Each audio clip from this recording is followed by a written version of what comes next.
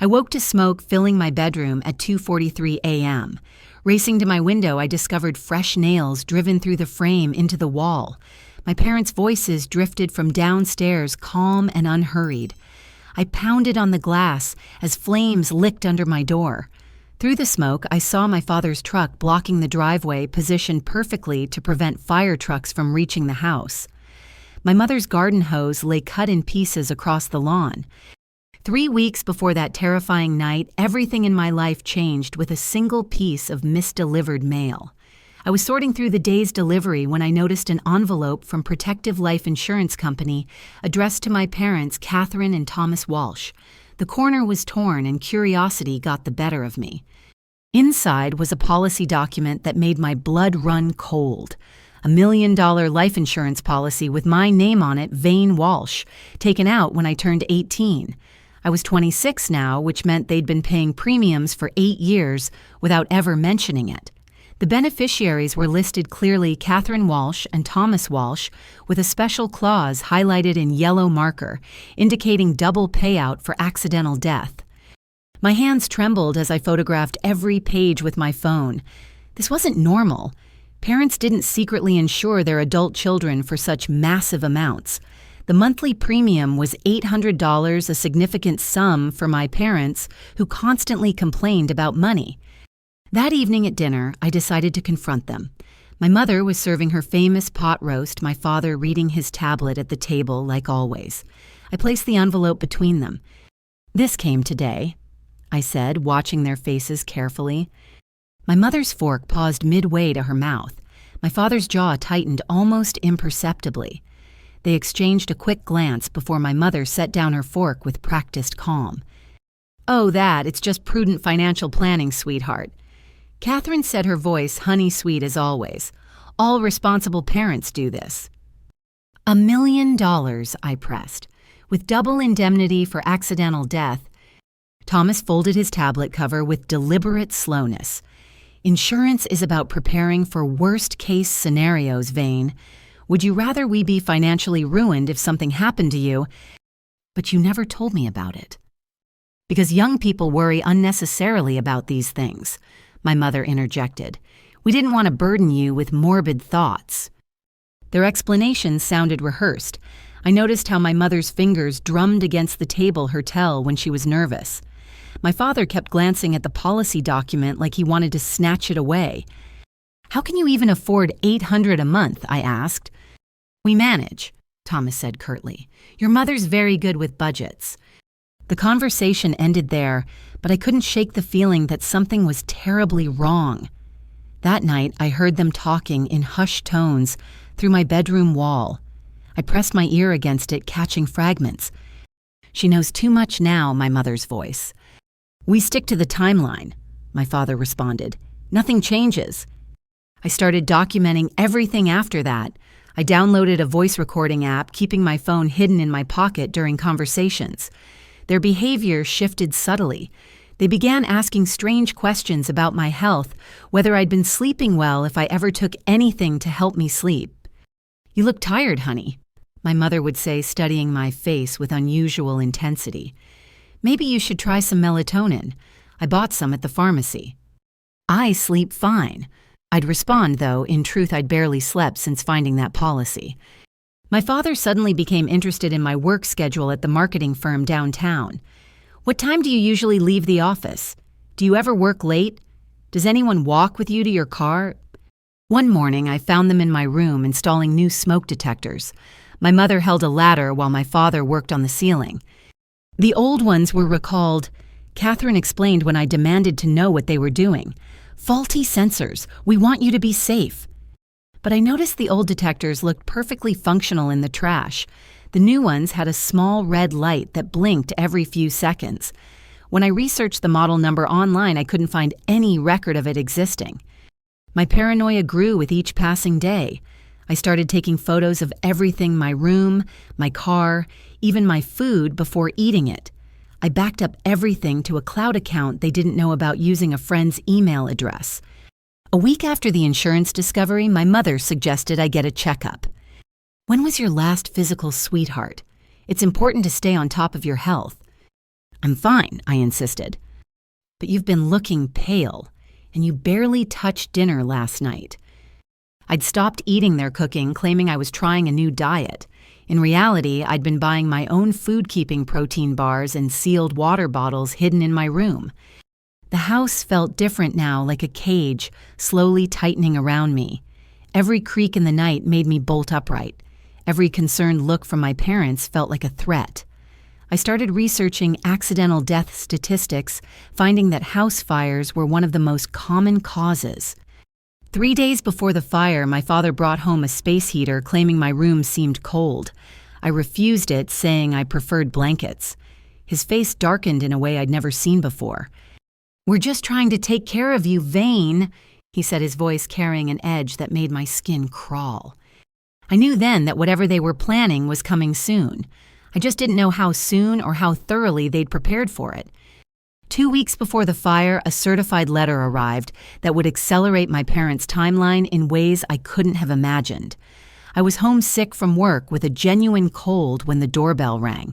The postal worker required a signature, and since my parents were both at work, I signed for it myself. The return address was from Hartley & Associates estate planning attorneys in Burlington, Vermont. The letter was addressed to me specifically, not the household. My hands shook as I opened it in the privacy of my room. "Dear Ms. Vane Walsh," it began. "We regret to inform you of the passing of your grandmother, Eleanor Marie Fitzgerald, on October 15th. As specified in her last will and testament, you are the sole beneficiary of her entire estate." I had to read it 3 times before the words sank in.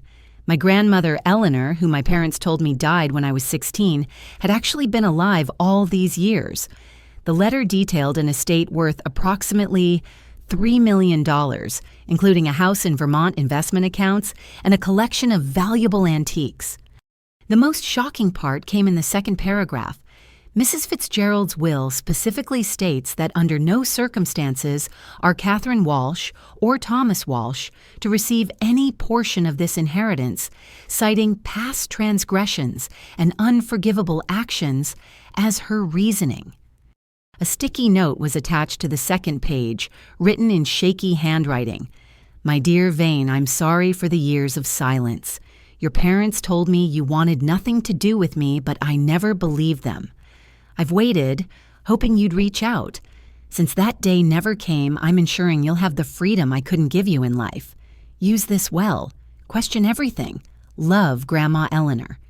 I was still processing this revelation when I heard a car in the driveway. My parents were home early. I quickly hid the letter under my mattress, but I wasn't fast enough. They must have seen the certified mail slip in the mailbox. "Vane," my mother called up the stairs. "Did something come for you today?" I tried to sound casual as I came down. "Just some work stuff." My father stood by the door, still in his construction company uniform. The mail carrier said it required a signature. Must be important work stuff. "It's a contract revision." I lied. "Nothing interesting." My mother's eyes narrowed. "Can we see it? We might be able to help review it." "I already handled it," I said, moving toward the kitchen. "I'm making tea. Want some—" That's when my mother grabbed my arm, her manicured nails digging in. "Don't lie to us, Vane. We know it was from lawyers. What are you hiding?" "Let go," I said, trying to pull away. "Not until you tell us the truth." Her grip tightened. "Catherine," my father warned, but she ignored him. "What did those lawyers want? Are you in trouble? Are you suing someone? Are you being sued?" "It's none of your business," I snapped, finally yanking my arm free. The slap came so fast I didn't see it. My mother's palm connected with my cheek with a crack that echoed through the hallway. We all stood frozen for a moment, the first time she'd ever hit me. "How dare you?" she hissed. "After everything we've done for you." I held my stinging cheek, backing toward the stairs. "What you've done for me? Like taking out $1 million life insurance policy without telling me—" My father stepped between us. "Everyone calm down. Vane, go to your room. Catherine, kitchen, now." I ran upstairs, locking my door behind me. Through the floorboards, I could hear them arguing, voices raised in a way they rarely were. "The timeline has to change," my mother said. if she's inherited money, if she's in contact with lawyers. We don't know what it is yet, my father countered.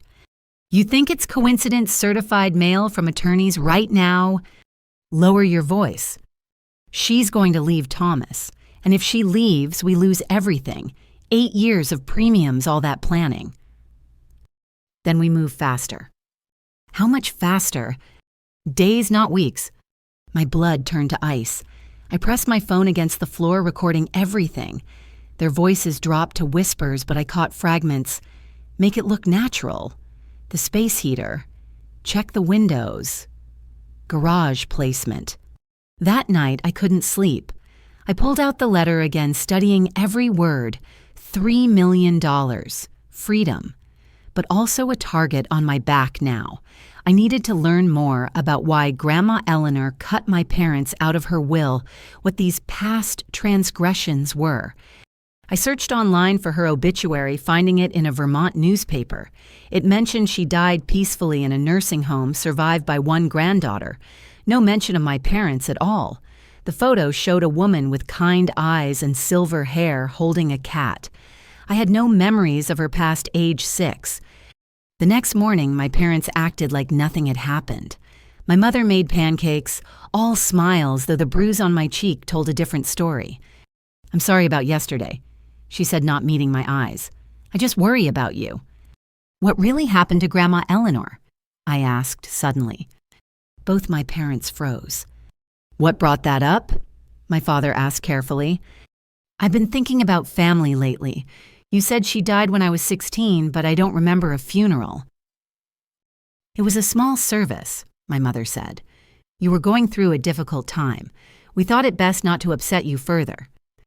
What difficult time? They exchanged glances. Your depression, my mother said.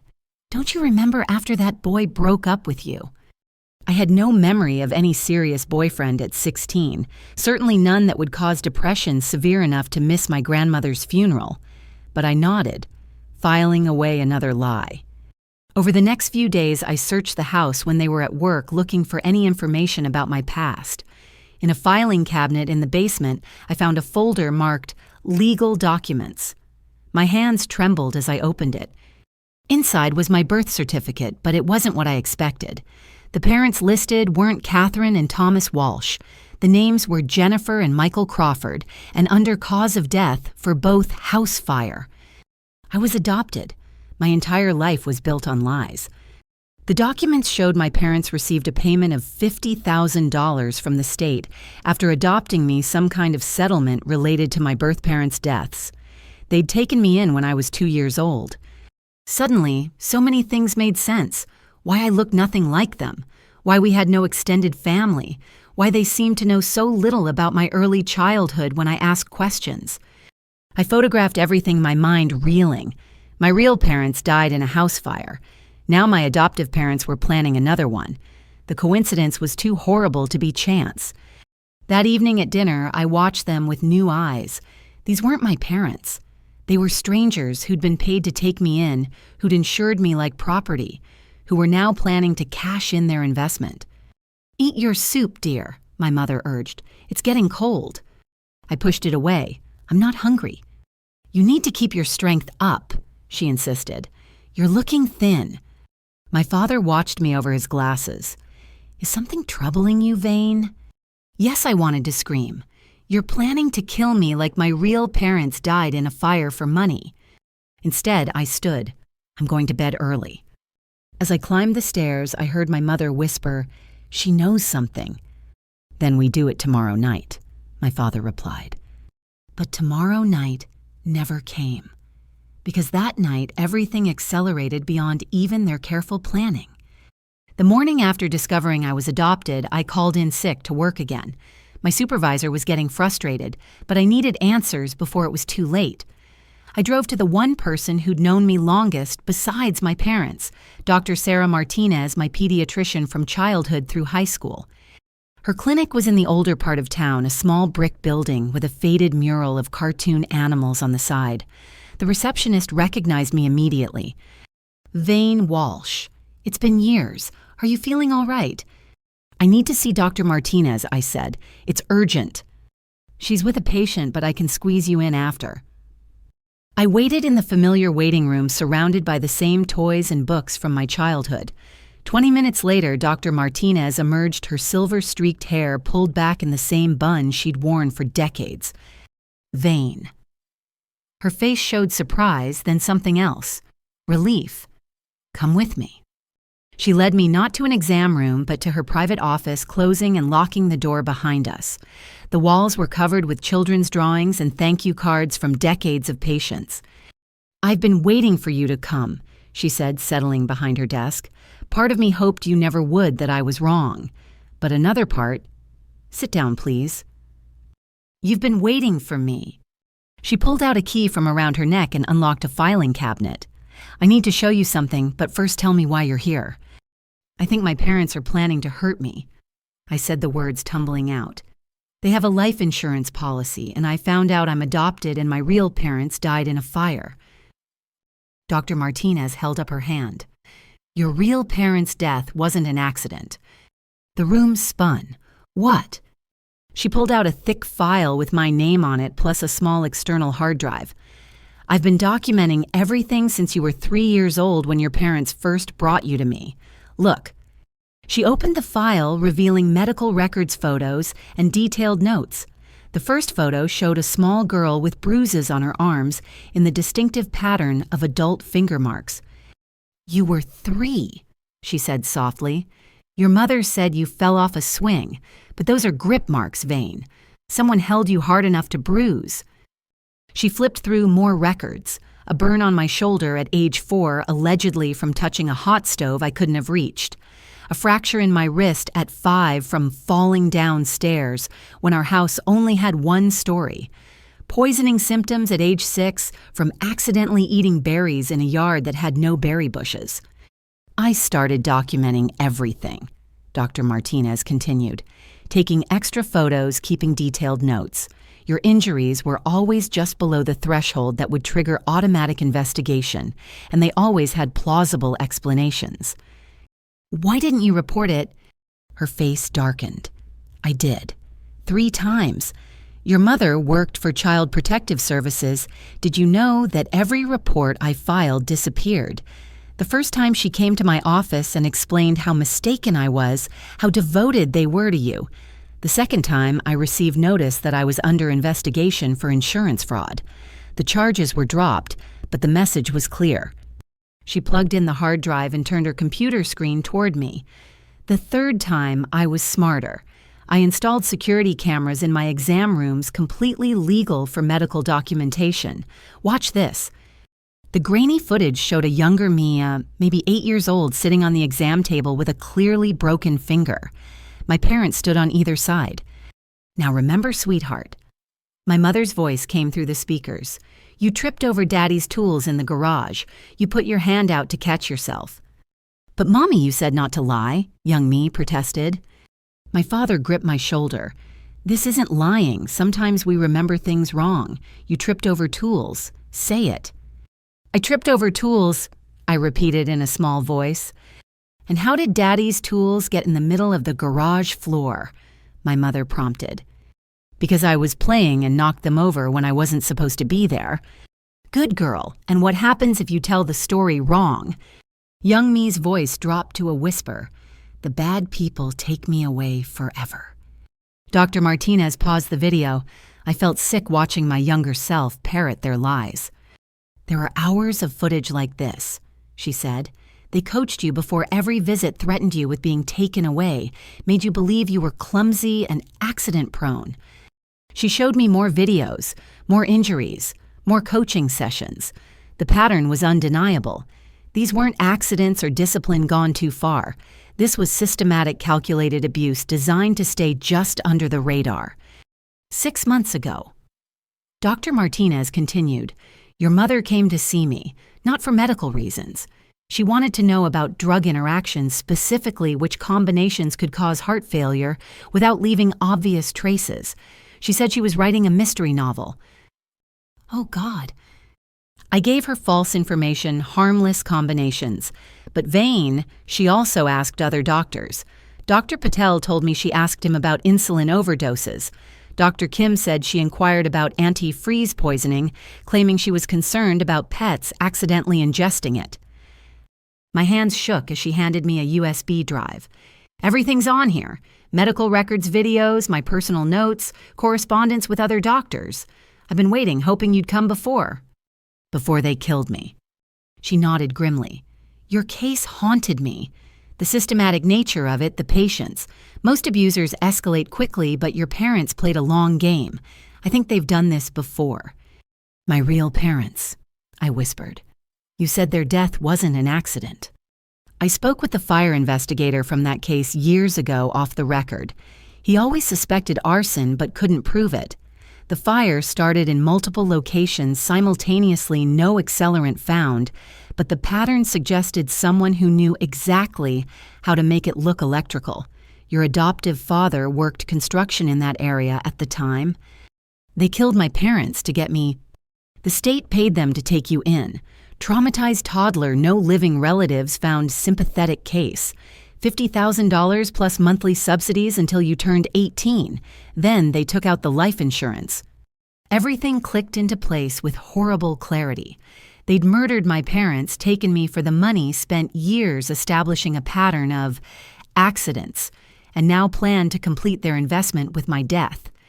Dr. Martinez leaned forward. I've connected you with someone who can help. Her name is Detective Maria Rodriguez. She specializes in cases like this. But Vane, you need to be careful. If they sense you're about to expose them, they'll accelerate their timeline. I thought of last night's overheard conversation. They already have. They're planning something in the next day or two. Then you need to leave tonight. I can't. If I run, they'll know I'm onto them. They might disappear, do this to someone else. I gripped the USB drive. I need them to think everything's normal while I get this evidence to police. Dr. Martinez wrote down a number. This is my personal cell. Call me the moment anything feels wrong. And Vane. That hidden phone you're recording on Smart Girl. Keep recording everything. As I left her office, she hugged me, something she'd never done when I was a patient. I'm sorry, she whispered. I should have fought harder. You documented everything. You saved evidence for over 20 years. That's fighting. Driving home, I noticed a missed call from Jessica, my nurse friend from college. She was the only person I'd told about finding the insurance policy. I called her back. Vane, thank God. Listen, I did some digging about those symptoms you asked about. The combination of medications your mom was asking about. It's textbook poisoning. Meet me tonight and I'll explain everything. Okay. The coffee shop on 5th Street, 8 o'clock. Perfect. And Vane, bring those tea samples you mentioned. I have a test kit. That evening, I pretended everything was normal. I ate dinner with my parents, even drank half the tea my mother gave me when she watched spitting it back into the cup when she looked away. The plant I'd been pouring it into was now completely brown. Feeling better, sweetheart? My mother asked, studying my face. Much better, just tired. We'll get some rest. Tomorrow's a big day. Why, what's tomorrow? My parents exchanged glances. Nothing special, my father said. Just meant it's Friday, end of the work week. But I saw my mother touch the bruise on my cheek from where she'd slapped me, saw the calculation in her eyes. Tomorrow. They were planning it for tomorrow. I had less than 24 hours to stop them. I returned home from Dr. Martinez's office to find my father's construction van in the driveway alongside a locksmith's truck. My stomach dropped as I parked on the street, watching two men carry my bedroom door down the stairs. What's going on? I called out, forcing normalcy into my voice. My father emerged from the house, wiping his hands on his jeans. Security upgrade, sweetheart. There have been break-ins in the neighborhood. Break-ins. I hadn't heard of any, and I religiously checked the local crime reports now. 3 houses in the past month, my mother said, appearing in the doorway. The Johnsons, the Lees, and that new couple on Maple Street. We can't be too careful. The locksmith installed my new bedroom door as I watched helplessly. It was solid wood, no glass panel like the old one, with a commercial-grade lock, the kind that locked from the outside. This seems excessive, I said, running my hand along the frame. It's for your safety, my mother insisted. You're alone up there at the end of the hall. If someone broke in downstairs, you could lock yourself in until help arrived. But the lock was installed backward. Anyone could lock me in from the hallway. I bit my tongue, not wanting to reveal I'd noticed. That afternoon, while my parents supervised the installation of security cameras throughout the house, I texted Jessica about our meeting. Her response came quickly. "Can't wait to see you. This is important." My father appeared in my doorway. "Who are you texting?" "Work stuff," I lied, slipping my phone into my pocket. "You've been missing a lot of work lately." His eyes narrowed. "Everything okay there?" "Just using up sick days before year end." He nodded slowly, but I caught him glancing at the new camera being mounted in the hallway, positioned to see directly into my room when the door was open. By evening, our house had transformed into a high-tech prison. Cameras covered every entrance hallway and common area. A new security panel glowed by the front door, and my father made a show of setting the code. 4578, he said loudly. "Easy to remember, but don't share it with anyone vain?" "Of course not." My mother emerged from the kitchen with a steaming mug. "I made you special tea, chamomile with honey for your throat." I accepted it, noting her watchful gaze. The liquid smelled normal, but I'd learned not to trust anything from her hands. "Thanks. I'll drink it upstairs while I get ready." "Ready for what?" "Meeting Jessica for coffee. Remember I told you yesterday?" My parents shared a look I didn't like. "Oh, honey, I don't think that's a good idea," my mother said. "You're still recovering from your cold." "I feel fine. Still, with everything happening in the neighborhood, we'd prefer you stay home after dark. It's barely 6 o'clock." My father stepped closer, his construction worker frame blocking the doorway. "Your mother's right. It's not safe out there." "Then I'll have Jessica come here." "We're having the carpets cleaned tomorrow," my mother said quickly. "The house needs to be clear of visitors for the chemicals to settle properly. Very toxic if disturbed." Carpet cleaning. Another lie. I nodded as if I believed them, then headed upstairs with my tea. In my room, I poured it into the dying plant and grabbed my purse, checking that my car keys were still there. They weren't. I searched everywhere, my desk, my coat pockets, my gym bag. Gone. Racing to my window, I peered out at my car parked on the street. Still there, but useless without keys. Looking for these... My mother stood in my doorway dangling my keychain. "I need those." "No, you need rest. We'll keep these safe downstairs." "You can't just take my keys." Her face hardened. "We're your parents. We can do whatever necessary to protect you." She left, and I heard the new lock click from the outside. Trapped. I grabbed my hidden phone, texting Jessica. "Can't make it. Please come by tomorrow morning. It's urgent." Her response worried me. "Are you okay? This sounds serious." "Just come by around 10 a.m., please." I tried my bedroom door, locked solid. The window still opened, but we were on the second floor with a straight drop to concrete. Even if I could climb down, they'd see me on the cameras. Testing possibilities. I tried the bathroom door connected to my room. It opened to the hallway, but when I stepped out, my father appeared immediately. "Need something?" "Just getting water." "Your mother brought you tea." I finished it, still thirsty. He followed me to the kitchen, watching as I filled a glass.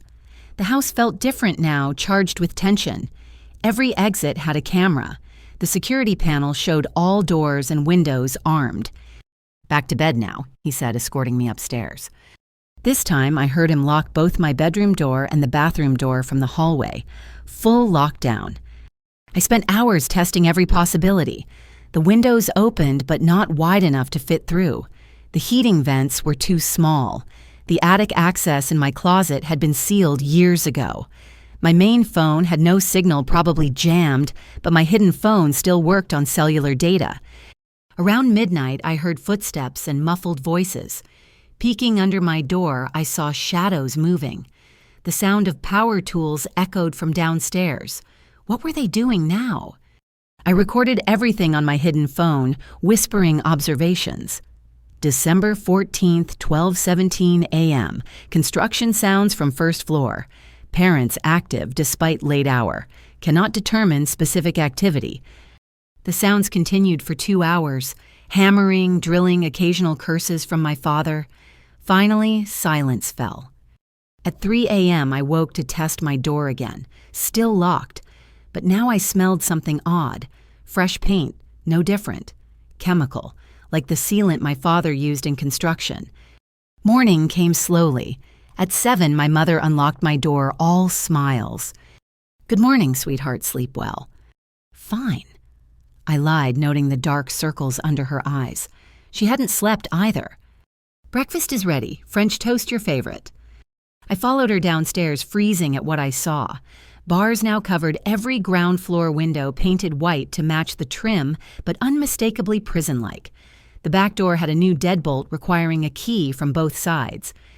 "The break-ins really worried us," my mother explained, following my gaze. "Better safe than sorry." "This is insane. We live in a safe neighborhood."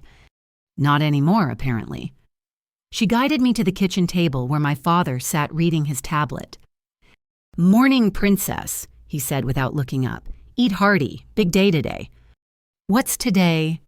"Friday," he said simply, but his knuckles were white as he gripped the tablet. I forced down a few bites of French toast, mind racing. Jessica would come at 10. I just had to survive until then. "I need to call work," I said. "Let them know I'll be back Monday." "Already handled," my mother chirped. "I called yesterday. Told them you had a family emergency and needed another week." "You called my work." "Of course, honey. You were so sick, barely coherent. They understood completely." Another lie. Another trap closing. My supervisor would be furious, might even fire me, but that seemed trivial now. I should check my email at least. "Internet's down," my father said. "Cable company can't come until next week." I pulled out my main phone, confirming no Wi-Fi. The cellular showed no bars. They'd installed a jammer. Only my hidden phone worked, and its battery was dying. "This is kidnapping," I said quietly. Both parents looked up sharply. "What a horrible thing to say," my mother gasped. "We're protecting you." By locking me in my room, taking my keys, cutting off communication. My father stood slowly. "You're being dramatic, Vane. Classic signs of the illness Dr. Martinez mentioned at your last visit." "What illness? I haven't seen her in years." "Yesterday, sweetheart. You went yesterday. Don't you remember she's very concerned about your paranoid delusions?" Gaslighting. They were rewriting reality, probably had some forged documents ready. I shut my mouth, realizing anything I said would be twisted. "May I go back to my room?" "Of course," my mother cooed. "Rest is the best medicine." This time they didn't lock the door immediately.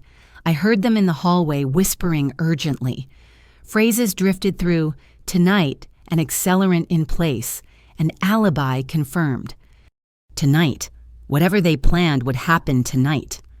I plugged in my hidden phone with my last charging cable, praying it would last long enough. 9:45 a.m. Jessica would arrive in 15 minutes. At exactly 10, the doorbell rang.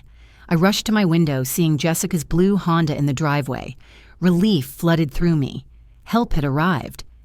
But my parents didn't answer the door. The bell rang again and again. I heard Jessica calling out, "Vane, Mrs. Walsh, anyone home?" Still nothing. My parents were probably on camera, visible inside, ignoring her, making it seem like no one was home. I grabbed a lipstick and wrote on my window, "Help, call 911." Jessica looked up, seeing me. Her eyes widened. She pulled out her phone and I saw her dialing. That's when my father emerged from the side of the house. I couldn't hear the conversation, but his body language was casual, friendly. He pointed at the house, shrugged, gestured to his truck. Jessica nodded, looking confused but reassured. No, I pounded on the window, but the new impact-resistant glass barely made a sound. Jessica got back in her car. My father waved as she drove away. Then he looked up at my window and smiled. 5 minutes later, my door clicked locked from the outside. They'd isolated me completely. No work, no friends, no communication, no escape. The house fell silent except for occasional footsteps and the hum of cameras recording everything. I sat on my bed, hidden phone in hand, documenting every detail for whoever might find it later. If anyone found it? As afternoon shadows grew long, I heard my father's truck start. Through my window, I watched him reposition it at the end of the driveway, blocking any vehicle from entering. My mother's car pulled behind his. Perfect positioning to prevent fire trucks from reaching the house. I checked my hidden phone. 3% battery. One last recording whispering everything I knew, all the evidence, the truth about who Catherine and Thomas Walsh really were. If you're watching this, I said to the camera, it means they succeeded, but please don't let them get away with it. Don't let them do this to another child. Their names are... The phone died mid-sentence. Outside my window, the sun set on what my parents planned to be my last day alive. The evening started like any other in our house of horrors, with my mother's knock on my bedroom door at 6:30 sharp. She entered carrying a dinner tray, her smile as perfect as always. "Beef stew tonight," she announced, setting the tray on my desk, "and I made your favorite chamomile tea with local honey." I stared at the steaming mug, remembering the plant I'd been feeding my nightly tea to. Its leaves had progressed from brown to black, curling in on themselves like dying spiders. "Thanks," I managed, picking up the spoon. She sat on my bed, watching expectantly. This was new. Usually she left the tray and went downstairs. "Aren't you eating?" I asked. "Your father and I already ate. We wanted to make sure you got yours while it's hot." She gestured to the tea. "Start with that. It'll soothe your throat." The mug felt heavy in my hands. The honey couldn't quite mask a chemical undertone like the aftertaste of cough syrup. I raised it to my lips, pretending to sip while keeping them sealed. "More," my mother urged. "It works best when you drink it quickly." I fake swallowed, then set the mug down. "Still too hot." Her jaw tightened almost imperceptibly.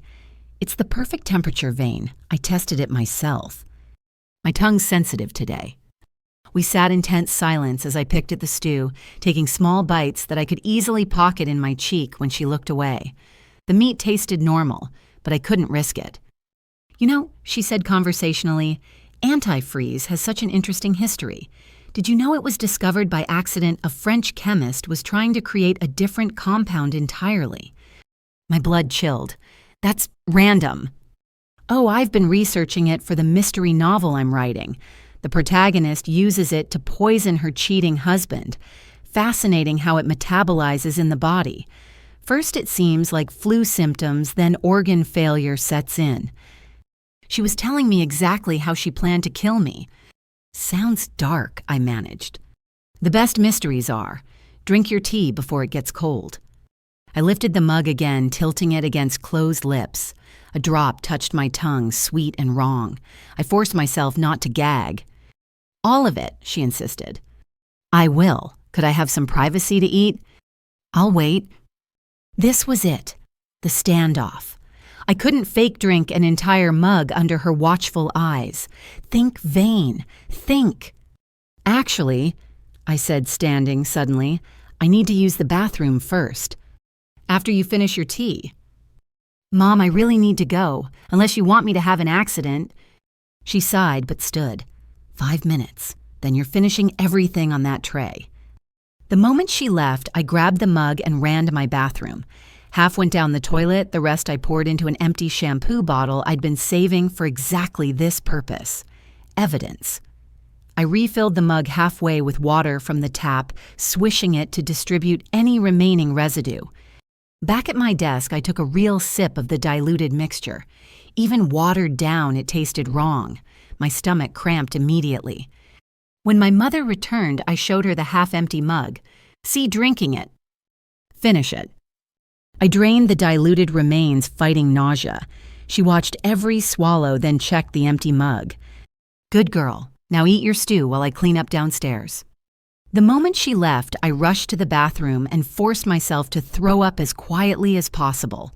Better to get out whatever I'd ingested than let it work through my system. My hands shook as I rinsed my mouth, noticing a strange numbness on my tongue. Within an hour, the real symptoms started. Dizziness came first, making the room spin lazily. Then the sweating soaking through my pajamas. My heart raced, skipping beats. This was from diluted tea. What would the full dose have done? I lay on my bathroom floor, pressing my face against the cool tile. Through the fog of sickness, I heard voices drifting up from downstairs.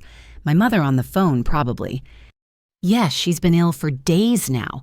No, we haven't taken her to the hospital yet. We thought it was just flu. Yes, those symptoms exactly. Establishing the narrative. When I died, they'd tell everyone I'd been sick for days. They'd probably already called my work with updates about my deteriorating condition. I crawled to my hidden phone, grateful I'd found another charger in an old purse. 7% battery, enough for one call. Jessica answered on the second ring. Vane, I came by today, but your dad said you were at a specialist appointment. Listen, I whispered, throat raw from vomiting. Testing the tea. Need you to come get it. Evidence. What, you sound terrible. Poisoned, parents, antifreeze in tea. Oh my God, I'm calling 911. No, they'll intercept. Come tomorrow morning. Tell them you're returning something borrowed. I'll drop the sample out window. Vane, if you're being poisoned, please trust me. Have test kit ready. Always carry one in my car. Perks of being a nurse. But Vane, this is serious. Ethylene glycol poisoning can cause permanent damage. How long? What? How long before permanent damage? A pause. Depends on the dose. Hours to days. Are you vomiting? Yes. Good, that helps. Drink water, lots of it. Flush your system. I'm coming now. No, they're watching. Tomorrow, 10 a.m. Vane. Promise me. If something happens tonight, tell police about the tea. Nothing's going to happen. I'll be there at 10 sharp. I hung up and curled on the bathroom floor, sipping water from the tap whenever I could manage it. Hours passed in a haze of cramping and dizziness. Sometimes I heard footsteps outside my door, pausing, listening. Around midnight, the symptoms began to ease. Either the dose was smaller than intended, or my body was fighting it off. I managed to sit up, head still, spinning, but less violently. That's when I heard my mother's voice through the air vent talking to someone on speakerphone. The first attempt didn't take, she said. She's showing symptoms, but not progressing as expected. Double the dose tomorrow, a male voice suggested. Not my father, someone else. Too risky. The medical examiner will test for it now that it's in her system. Then switch methods. You have alternatives prepared? Of course. Thomas has the accelerant in place. We just need to ensure she's incapacitated when it starts. And your alibis? Anniversary dinner at Chez Laurent. 7:30 reservation confirmed yesterday. Will be seen by dozens of people. Good. The policy pays out in full. Double indemnity for accidental death. $2 million. My commission remains 20%, as agreed. Commission. Someone else was involved taking a cut. How many people were in on this? The call ended. I lay back down, mind racing through what I'd learned. They had a backup plan involving fire and accelerant. Tomorrow night, while they established an alibi at a restaurant. But I'd survived their first attempt, and in 8 hours, Jessica would arrive with help. I just had to make it through the night. The darkness outside my window seemed endless. Every creak of the house made me tense. Were they coming to check on me? Force more poison down my throat, I wedged a chair under my doorknob, knowing it wouldn't stop them, but might buy me seconds to react. By 4, exhaustion overtook fear. I dozed fitfully on the bathroom floor, waking every few minutes to sip water and check the time. My body ached, but the worst had passed. The poisoning failed. Dawn came slowly, painting my walls gray, then gold. I'd survived the night. 6 more hours until Jessica arrived. I gathered the shampoo bottle with the tea sample, wrapping it in a plastic bag from my trash can. This was evidence that could convict them, proof of attempted murder. At 7, my mother knocked. Vane, how are you feeling? I stayed silent, feigning sleep. The lock clicked. She entered with another tray. Through slitted eyes, I watched her set it on my desk, then approach my bed. Her hand touched my forehead, checking for fever. I forced myself not to flinch. Still warm, she murmured. Poor thing. She left, locking the door again. The new tray held toast orange juice and another mug of tea. I didn't touch any of it. 8:30, 90 minutes until Jessica. 9 o'clock, my father's footsteps in the hall. 9:30, a car in the driveway. No, too early. I rushed to the window. A white van with Stanley's carpet cleaning on the side. My mother hadn't lied about that appointment, but carpet cleaning meant chemicals, fumes. Another method. The crew unloaded equipment as my parents supervised. Industrial machines, hoses, tanks of cleaning solution. My father pointed to various rooms giving instructions. 9:45. I positioned myself by the window with the evidence bag watching for Jessica's Honda. The carpet cleaners worked downstairs, their machines roaring. The chemical smell grew stronger, seeping under my door. 9:55. Movement on the street, but not Jessica's car. A police cruiser driving slowly past. It didn't stop. 10 o'clock. No Honda, no Jessica. 10:05. Still nothing. My phone buzzed with a text from an unknown number. This is Jessica's mom. She was in an accident last night. She's at St. Mary's Hospital in critical condition. Her car went off the road into a tree. The phone slipped from numb fingers. No accident. They'd killed her, or tried to. My only ally silenced. I was completely alone. At 10:15, my mother appeared at my door with a paper mask. The fumes are pretty strong, sweetie. Wear this. I took it numbly. The mask smelled like chloroform. Actually, I said, thinking fast, I'm feeling sick again. I might throw up. Oh dear. Well, keep the mask handy. The crew will be done by noon. She left me holding the poisoned mask, another murder attempt disguised as concern. How many ways had they prepared to kill me? I had to get out, today, before their 7:30 alibi dinner and whatever horror they'd planned for tonight. But how do you escape a locked room in a house full of cameras when your parents hold all the keys? The answer came from an unexpected source. As I watched the carpet cleaners work, I noticed one young man repeatedly glancing up at my window. When our eyes met, he didn't look away. Instead, he mouthed a single word, police. The young carpet cleaner's mouthed word gave me hope, but I couldn't count on help arriving in time. As the evening progressed, my parents' behavior shifted from casual surveillance to final preparations. At 4 p.m., my mother brought dinner earlier than usual. Soup and crackers, nothing I could pocket or pour away easily. She sat in my desk chair, settling in for the long haul. You need to eat, Vane. Keep your strength up. I'm not hungry.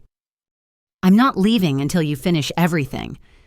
The soup smelled normal, but I'd learned not to trust my senses. I took a small spoonful, letting it cool on my tongue before swallowing. No chemical taste, but that meant nothing. Some poisons were odorless, tasteless. All of it, she encouraged. I ate slowly, mechanically, watching her face for any sign of satisfaction. She seemed relaxed, checking her phone occasionally. Too relaxed. If she'd poisoned this meal, she'd be watching more intently. Unless she no longer needed me dead by poison. Unless tonight's plan made the method irrelevant. Mom, I said suddenly, why did you really adopt me? Her fingers stilled on her phone. What kind of question is that? I've been thinking about family lately, about belonging. I realize I don't know the story. You were a beautiful baby who needed a home. We wanted a child. Simple as that. But why me specifically? There must have been other children available. She set down her phone, giving me her full attention. You were special, Vane. The moment I saw your picture in the file, I knew you belonged with us. What file? The adoption agency's catalog. They had photos of all the children needing placement. Another lie. I'd researched enough to know adoption agencies didn't work like pet stores with catalogs, but I nodded as if I believed her. Tell me about that day, when you brought me home. Something flickered in her eyes. Nostalgia or calculation. It was raining, she began. October 23rd, 24 years ago. You were so small, barely 2 years old. You didn't cry when we took you from the foster home. Just stared at everything with those big eyes, taking it all in. Real details, either truth or a well-rehearsed story. The foster mother warned us you might have nightmares about the fire, but you never did. It was like you'd forgotten everything that came before us. What was her name, the foster mother? My mother hesitated. Mrs. Chen. Linda Chen. Chen. One of the names on their forbidden list, I realized. Don't use Chen for any character in the story I remembered from their rules, because it was real, connected to their crimes. Is she still alive? I wouldn't know. We lost touch after the adoption was finalized. My mother stood abruptly. Finish your soup. Your father and I are going out tonight. Where? Anniversary dinner. 27 years married today. But their anniversary was in June. I'd celebrated it with them for over 2 decades. This was December. I thought your anniversary was... That's our wedding anniversary. Tonight is the anniversary of our first date.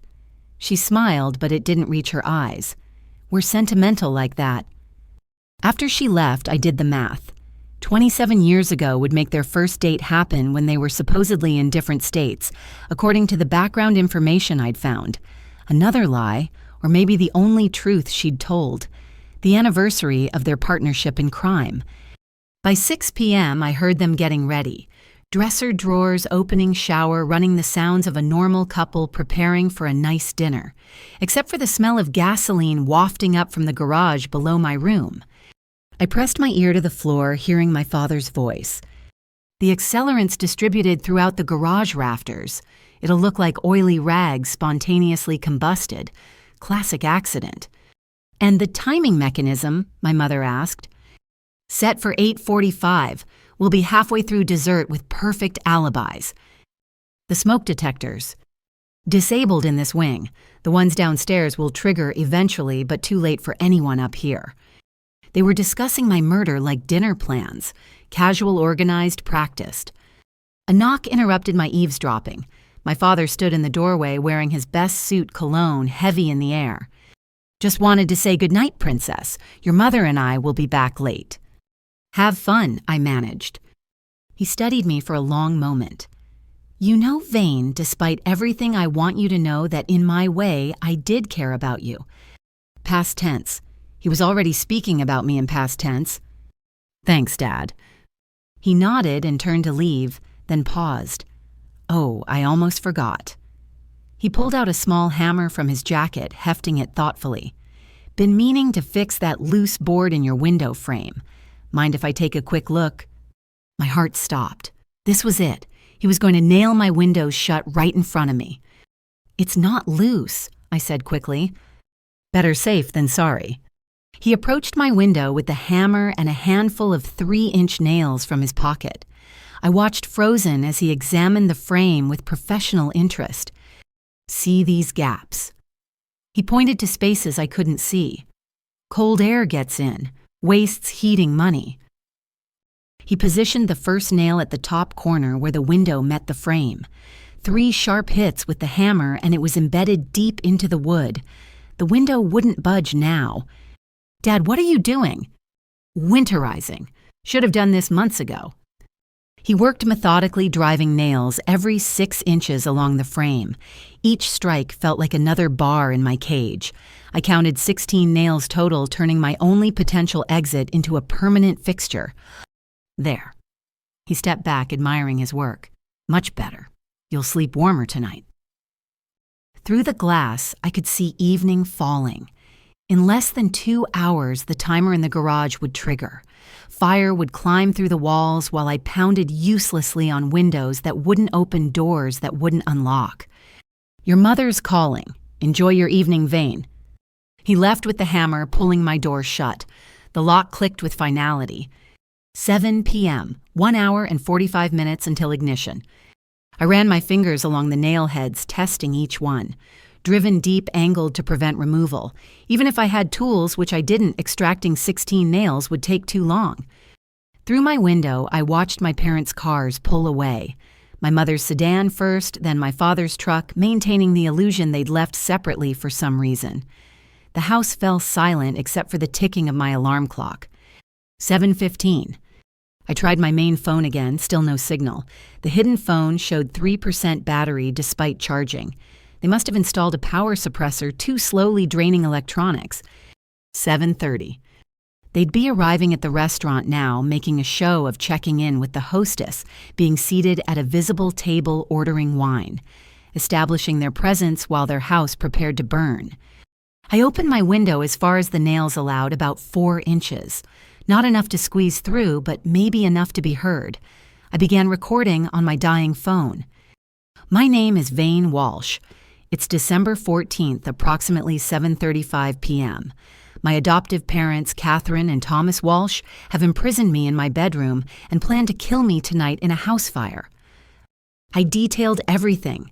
The insurance policy, the poisoning attempts, Jessica's suspicious accident, the nails in my window frame. I gave names, dates, evidence locations. If my body was found with the phone, at least the truth would be known. 7:45. 1 hour until ignition. I smelled gasoline stronger now, seeping up through the floorboards. My father had done something to concentrate it below my room. 8 p.m. 45 minutes. I dragged my mattress into the bathroom, thinking maybe the extra barrier would buy time. Soaked every towel I could find, stuffing them under doors. Filled the bathtub with cold water. 8:15. I heard something outside. Footsteps on gravel. My heart leaped. Someone was here. I rushed to the window, ready to scream for help. A figure stood in our backyard, barely visible in the darkness. As my eyes adjusted, details emerged. The carpet cleaner from this morning, the young man who'd mouthed, "Police." He looked up at my window and held something to his ear. A phone. He was calling someone. "Help!" I screamed through the gap. "They're going to burn the house. Call 911. He gave a thumbs up and continued talking urgently into his phone. Help was coming. Maybe in time, maybe not, but someone knew. 8:30. 15 minutes. The gasoline smell was overwhelming now. I wondered if my parents had underestimated. Would the fumes alone knock me unconscious before the fire even started? 8:35. 10 minutes. I climbed into the bathtub, fully clothed, clutching my phone in a plastic bag. The porcelain was shocking cold against my skin. If fire reached the bathroom, maybe the water would give me extra seconds. 8:40. 5 minutes. Through the bathroom door, I could hear something mechanical clicking in the walls, the timing mechanism activating, preparing to spark. 8:43. 2 minutes. I started recording again, speaking directly to my parents this time. Catherine and Thomas Walsh, I want you to know I survived your poison. I documented everything. The police have evidence. You won't get away with this. All those children you killed before me will have justice. I promise you that. 8:44. 1 minute. I slipped under the water, holding my breath, phone held above the surface, still recording. 8:45. A soft whoosh from below, then crackling. The timer had triggered. The fire had begun. The whoosh from the garage was followed by an explosion of heat that shook the house. I burst from the water, gasping as orange light flickered through the gap under my bathroom door. 2:43 a.m. No, wait, that was wrong. It was only 8:45 p.m. Why was I thinking 2:43? The smoke was already affecting my brain, making time blur. I stumbled from the bathtub water, streaming off my clothes, and pressed my hand against the bedroom door, hot but not burning. The fire was climbing through the walls but hadn't reached my room yet. Help! I screamed through the 4-inch gap in my nailed window. Fire, someone help me! The young carpet cleaner was gone from the backyard. Had he really been there? Or was that desperation creating phantoms? Smoke slithered under my door like searching fingers. I shoved wet towels against the gap, but smoke found other ways. Through electrical outlets, ventilation grates, cracks I never knew existed. The overhead light flickered, then died. Only the hellish orange glow from under the door remained. My hidden phone showed 1% battery. I dialed 911 with shaking fingers. 911, what's your emergency? My name is Thomas Walsh. I'm trapped in a house fire at 428 Oakwood Drive. My parents nailed my windows shut and locked me in. They're trying to kill me." "Ma'am, slow down. You said someone nailed your windows." "Yes, my parents, Catherine and Thomas Walsh. They have a life insurance policy on me. They started this fire. Please send help." "We're dispatching units now. Can you get to a window?" "The windows are nailed shut. I can't get out. They did this on purpose. They want me to die." Static crackled. Through it, I heard the operator talking to someone else. "She says her windows are nailed shut. Possible domestic situation. Please hurry. The smoke is getting thick." My phone died mid-sentence. No more calls, no more evidence gathering, just me and the growing fire. The smoke thickened, turning from wispy gray to solid black. My eyes streamed tears as I retreated to the bathroom, slamming the door. The small room felt like a trap within a trap. I soaked a washcloth and held it over my nose and mouth, remembering something from a fire safety class. Stay low where the air was cleaner. But in a second-floor room with no escape, staying low only delayed the inevitable. Through the bathroom's frosted window, I saw lights. Neighbors emerging from houses, pointing at smoke billowing from our garage. Someone ran toward us with a garden hose, then stopped, realizing the futility. "Up here." I pounded on the glass. "I'm trapped up here."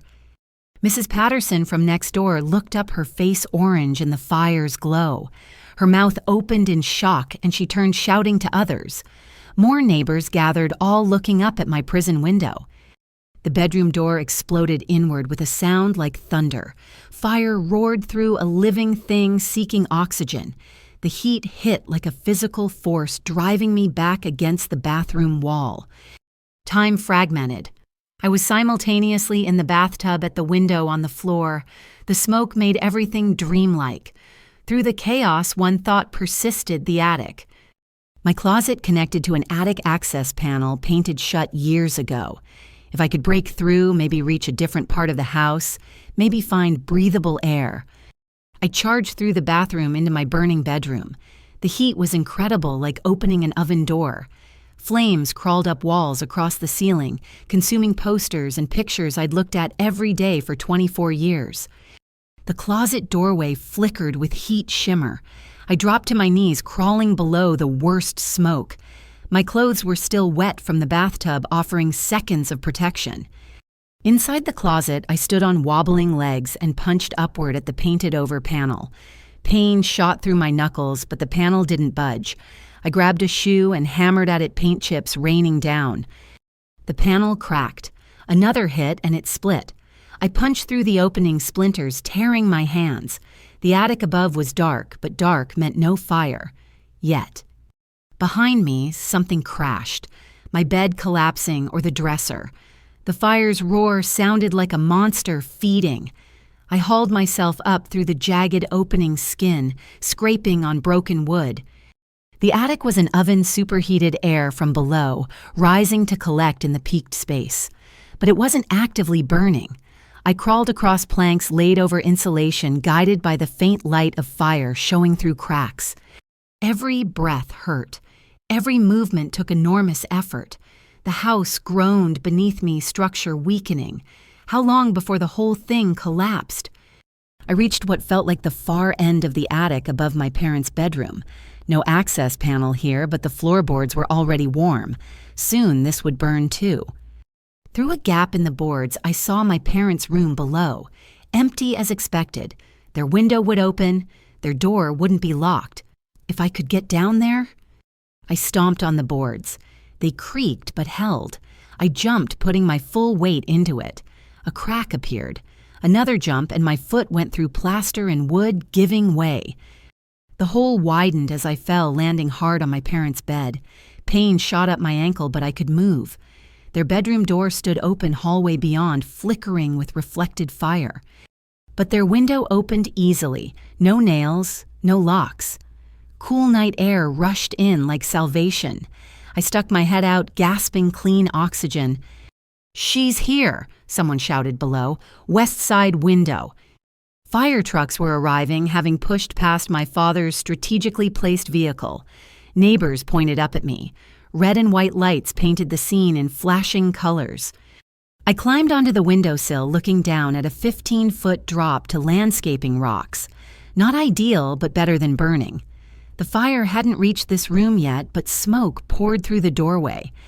A firefighter appeared below with a ladder extending it toward me. "Stay there, don't jump!" The ladder rose with agonizing slowness. Behind me, something exploded in the hallway. The fire had found something volatile, accelerating its spread. The ladder touched the sill just as flames entered the bedroom. I didn't wait for instructions, swinging my legs out and finding the rungs. The firefighter below guided my feet as I descended smoke, billowing from the window above. Halfway down, my injured ankle gave out. I slipped, caught myself, slipped again. Strong arms caught me as I fell the last few feet, lowering me to the ground. "Are you hurt? Can you walk?" "My parents," I gasped between coughs. "They did this. They nailed my windows shut." "Let's get you to the ambulance first." "No, you have to know Catherine and Thomas Walsh tried to kill me for insurance money." More hands guided me away from the burning house. I looked back to see flames shooting from my bedroom window right where I'd been trapped minutes ago. The roof began to sag. Then I saw them. My parents' car pulling up to the chaos, their faces perfectly shocked as they emerged. My mother's hand flew to her mouth. My father rushed forward as if to help, then saw me standing with the firefighters. Our eyes met across the carnival of emergency lights. His face went through several expressions in rapid succession. Surprise, calculation, fear. My mother gripped his arm, whispering urgently, "That's her." I pointed, voice raw from smoke. "She tried to poison me. He nailed my windows shut." A police officer approached them. I couldn't hear the conversation over the fire's roar and emergency radio chatter, but I saw my mother's animated gestures, her finger pointing at me, shaking her head. An EMT wrapped a blanket around my shoulders, checking my vitals. "We need to get you to the hospital." "I'm not going anywhere until police take my statement." "Ma'am, smoke inhalation is serious." "They murdered my birth parents," I shouted, making everyone turn. "They've done this before." More police officers converged on the scene. One approached me, notebook ready. Another stayed with my parents, who were now separated, being questioned individually. "My name is Thomas Walsh." I began, words tumbling out between coughs. "My adoptive parents tried to kill me tonight. There's evidence hidden in the house, but I have video on my phone." I patted my pockets, remembering my phone was probably melted plastic in the bathtub. But wait, through the smoke and chaos, I glimpsed something that made my heart soar. The young carpet cleaner from this morning stood at the crowd's edge, holding up a phone, recording everything. He'd been here. He'd seen it all. And now he was live streaming my parents' arrival, their fake shock, my accusations, everything. The truth was spreading across the internet faster than the fire consuming their carefully constructed lies. I pointed at the young man with the phone, catching a police officer's attention. That man saw everything. He was here before the fire started. The officer followed my gesture, but the carpet cleaner had melted back into the growing crowd. Smart. Keep recording, stay anonymous until the right moment. I turned back to see my parents being led to separate patrol cars, their anniversary alibi shattered by my survival. "Ma'am, we really need to get you medical attention," the EMT insisted, guiding me toward an ambulance. I climbed in, still watching the inferno that had been my prison. The roof collapsed in a shower of sparks, taking with it 24 years of staged family life, but also potentially destroying evidence of their crimes. At the hospital, doctors confirmed smoke inhalation damage and minor burns. Nothing fatal thanks to my bathroom water defense and quick escape. As they treated me, I gave statement after statement to a rotating cast of officials.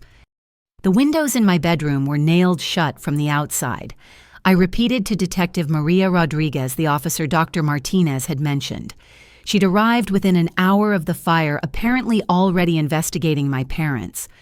"We found the nails," she confirmed. 16 of them driven through the frame. Fire investigators also detected accelerant patterns in the garage, concentrated beneath your room. They made it look like spontaneous combustion from oily rags. Her eyebrows rose. "How did you know that?" "I heard them planning it. I've been recording conversations for weeks. I explained about my hidden phone probably destroyed in the fire, but check cloud storage under this email address. Everything should be there. She made notes rapidly. The young man from the carpet cleaning crew came forward. He's been working with us undercover for 3 days, ever since Dr. Martinez contacted us. He has extensive footage. Relief flooded through me. So you believe me? Miss Walsh, what we believe is that you're very lucky to be alive.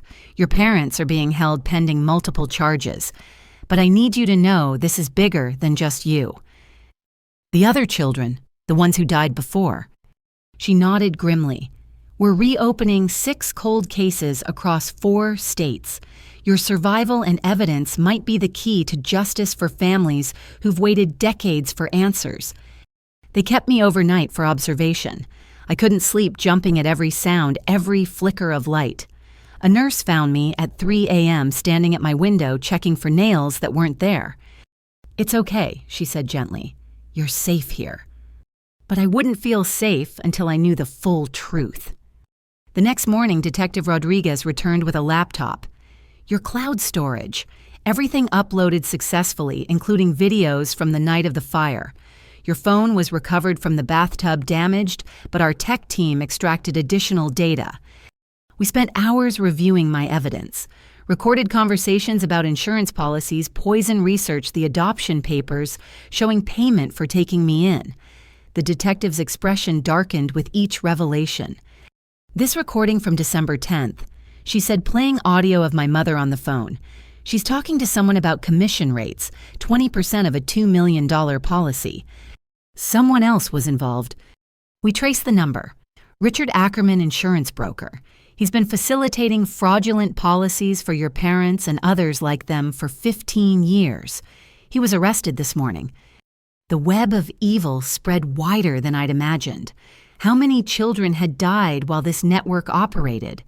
How many accidents weren't accidents at all? That afternoon, unexpected visitors arrived, an older couple, late 60s, standing nervously at my hospital room door. Vane, the woman said softly, I'm Grace Crawford. I was your father's sister, your real father. I stared at the woman who shared my eyes, my chin. Family I never knew existed. We searched for you for years. She continued, tears streaming. After the fire, you vanished into the system. They told us you'd been adopted by a loving family who wanted privacy. They killed my parents, I said flatly. Your brother and his wife. Then they adopted me for the insurance money. Grace's husband, Robert, supported her as she swayed. We suspected. Michael called me the night before the fire, said he felt like someone was watching the house. But the investigators found no evidence of arson. Thomas Walsh worked construction in your neighborhood then. He knew how to make it look accidental. We talked for hours. They showed me photos of my birth parents, told me stories of the childhood I'd lost. My real name was Sarah Crawford. My parents had been teachers, gentle people who'd wanted a large family. I was to be their first of many children. Instead, I became Catherine and Thomas Walsh's longest con. There's something else, Grace said, pulling out a manila envelope. Your parents left you a trust fund. We've been managing it, hoping someday. It's yours now. Enough to start over, go to college, whatever you need. I held the papers with shaking hands. My birth parents had loved me, planned for my future, never knowing the monsters who would steal me away. That evening, my hospital room filled with more visitors. Mrs. Patterson from next door, who'd called 911 when she saw me at the window. Other neighbors who'd heard my screams, seen my father's truck blocking the driveway, noticed strange behavior over the years, but never connected the dots. I'm so sorry, Mrs. Patterson wept. I should have known, should have done something. They fooled everyone, I assured her. That's what predators do. Dr. Martinez arrived as visiting hours ended, carrying a box of tissues and 2 decades of guilt. I've testified to the grand jury, she said, shown them every piece of evidence I collected. Your parents will never hurt another child. What about Jessica? Have you heard anything? Her face fell. She's stable but still unconscious. Her brake lines were definitely cut. When she wakes up, she'll be another witness against them. If she wakes up, I thought, but didn't say. Detective Rodriguez called that night with updates. Your mother broke. Full confession in exchange for details about the others. She's claiming your father was the mastermind, but evidence suggests equal partnership. How many others? 8 confirmed so far, starting in 1995 with a foster child named Kevin Murray. House fire. They were just 23 years old themselves, barely married a year. They'd been killing children since before I was born. I was supposed to be number 9. Will they get the death penalty? Maine doesn't have capital punishment, but with federal charges for crossing state lines, insurance fraud, and murder for hire with Ackerman's involvement, they'll die in prison. It wasn't enough. Nothing would be enough for the children who never got to grow up, whose last moments were terror and betrayal by those meant to protect them. But it was justice, finally. I left the hospital 3 days later with nowhere to go. The house was a blackened ruin, everything I owned destroyed. But Grace and Robert opened their home, giving me the family I should have had all along. The first night in their guest room, I checked the windows obsessively. All opened easily. No nails, no locks. Robert found me at 2 a.m. testing the front door. It's not locked, he said gently. You're not a prisoner here. You'll never be locked in again. I broke down then, sobbing for the first time since the fire. 24 years of trauma poured out while my uncle held me, promising over and over that I was safe. But safety was just the beginning. Now came the harder part, learning to live without fear, to trust without suspicion, to believe that not everyone who claimed to love me was planning my death. The firefighters had pulled me from burning wreckage, but I still had to save myself from the ashes of who I'd been forced to become. 2 weeks after the fire, Detective Rodriguez called with news that would change everything. We need you to come to the station.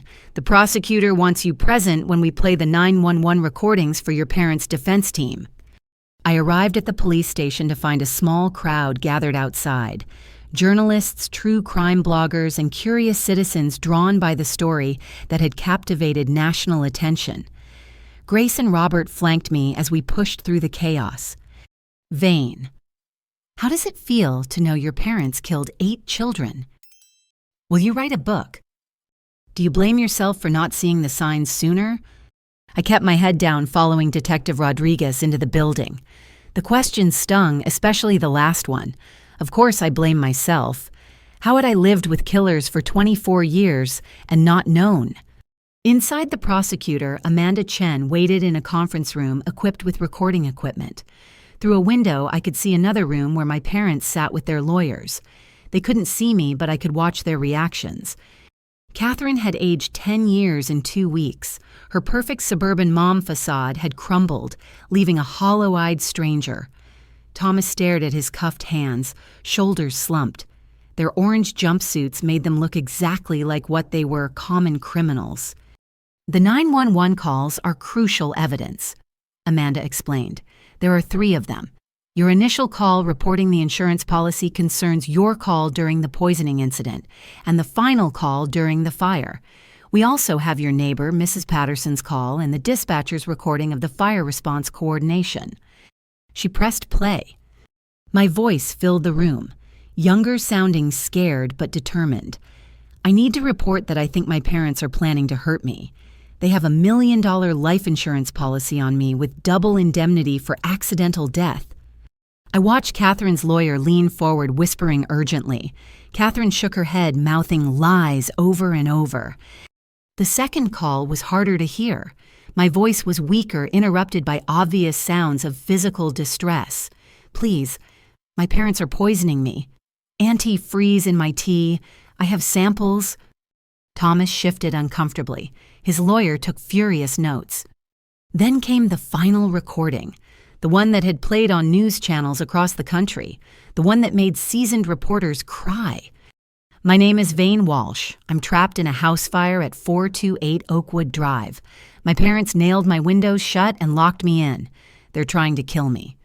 My desperate voice echoed through the speakers. In the background, the crackle of flames, the groaning of wood under assault. The windows are nailed shut. I can't get out. They did this on purpose. They want me to die. Catherine's lawyer objected to something. Amanda paused the recording to address it, then continued. But the most damning part came from the dispatcher's side recording, capturing multiple channels. Dispatcher: all units, we have a possible arson homicide in progress at 428 Oakwood. Victim reports being locked in room with windows nailed shut. Parents suspected. Fire captain: dispatch, we're on scene. Heavy smoke showing from second floor. Neighbors report seeing someone at an upstairs window.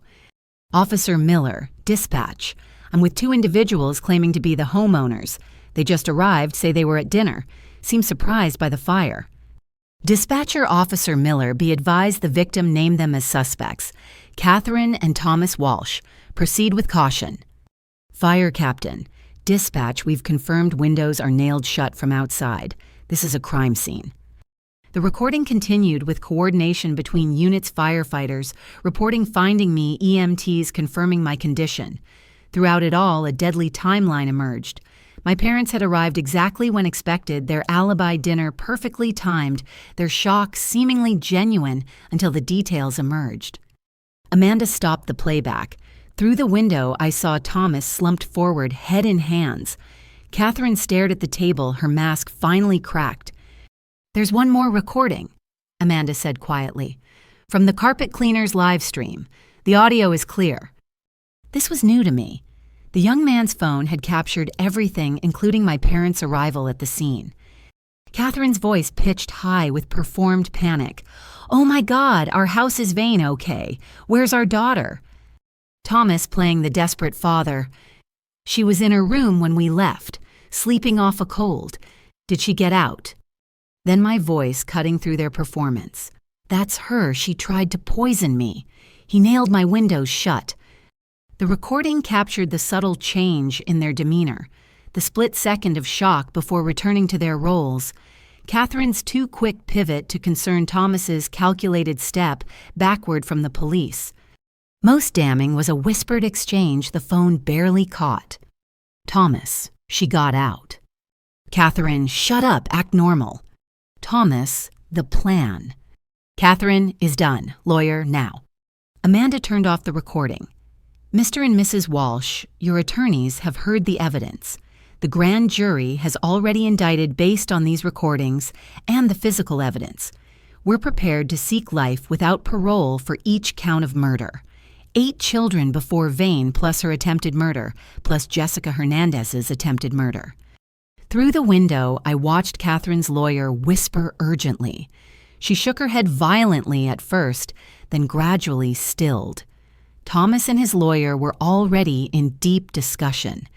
However, Amanda continued, the federal prosecutors are particularly interested in the network that enabled these crimes. Insurance brokers, officials who ignored reports, others who may have used similar schemes. Full cooperation and testimony could result in concurrent sentences rather than consecutive. The difference between dying after 1 life sentence or 8. An hour later, Detective Rodriguez emerged with news. Thomas flipped first. Full confession, names, dates, methods. He's giving us everything. And Catherine. Holding out, but her lawyer's working on her. She knows Thomas will bury her if she doesn't cooperate. By evening, both had signed cooperation agreements. The story they told investigators over the following days revealed a horror beyond imagination. They'd met in college, bonding over shared sociopathy disguised as dark humor. Their first victim was Catherine's foster brother when she was 19. They'd made it look like a drowning collected $50,000 in life insurance and realized they'd found their calling. They refined their technique with each child, learning which agencies to work with, how to space out the deaths, which types of accidents raised the least suspicion. Catherine pursued social work specifically to access vulnerable children and manipulate the system. Thomas learned construction to better stage accidents. I was their masterpiece, a long-term investment. They'd murdered my parents, taken the adoption payment, then raised me for 24 years to maximize the insurance value. An adult child's death paid more than a minor's, and they'd had time to take out multiple policies through different brokers. Why did they wait so long? I asked Detective Rodriguez during one of our sessions. Why not kill me years ago? Greed, she replied simply. The policies kept maturing, becoming more valuable, and you were the perfect victim. No extended family asking questions, no one to investigate if you died. They could take their time, make it absolutely foolproof. Except it wasn't foolproof. Their meticulous planning had one flaw: they'd kept me alive long enough to grow suspicious, to develop survival instincts to fight back. The 911 recordings became evidence not just against my parents, but against the entire system that enabled them. How had multiple insurance policies on foster children not raised flags? Why were reports from mandatory reporters like Dr. Martinez so easily buried? How many other predators were operating similar schemes? 3 months later, at their sentencing hearing, I gave my victim impact statement. The courtroom was packed with families of their other victims, all of us bound by the horrific lottery of being chosen by the Walshes. You called me ungrateful, I said, looking directly at Catherine. You were right. I am ungrateful. Grateful children don't survive. They trust. They drink the tea. They sleep soundly while fires are set. My ingratitude saved my life. I turned to Thomas. You said you cared about me in your way. I believe you.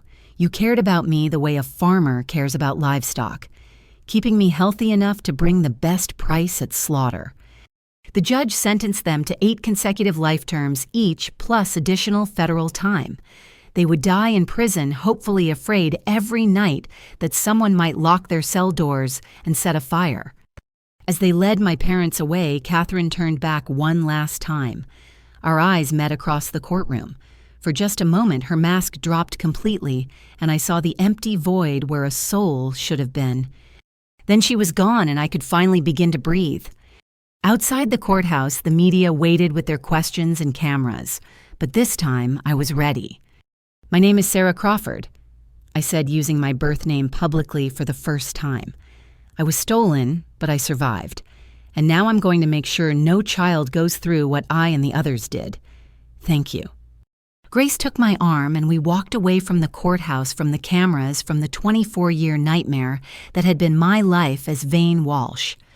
The 911 recordings had saved me twice, once by bringing help when I was trapped in a burning room, and again by proving that sometimes children who cry wolf are actually surrounded by them, wearing the faces of those who claim to love them most. 3 months into the investigation, Detective Rodriguez called with urgency in her voice. We're executing a search warrant on your parents' house. What's left of it? The fire destroyed the upper floors, but the basement survived. You should be here for this. I met her at the blackened skeleton of what had been my prison. The air still smelled of char and chemicals. Yellow tape surrounded the property, and investigators in protective gear moved through the debris. We found a hidden room, Rodriguez explained, leading me around back. Behind what looked like a water heater closet. Your father did quality work hiding it. The basement entry was clear of debris. We descended into darkness that felt familiar yet alien. I'd lived above this space for 24 years, never knowing what lay beneath my feet. The hidden room was small, maybe 8 by 10 feet. Filing cabinets lined one wall. A desk held an old computer, and covering the opposite wall were photographs. Dozens of children's faces stared back at me. "Oh God," I whispered.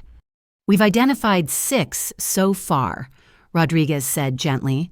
Kevin Murray, Lisa Chen, Marcus Williams, Amy Patel, David Kim, Jennifer Nguyen, all foster children who died in your parents' care. But there were so many more photos. Some looked like official placement pictures.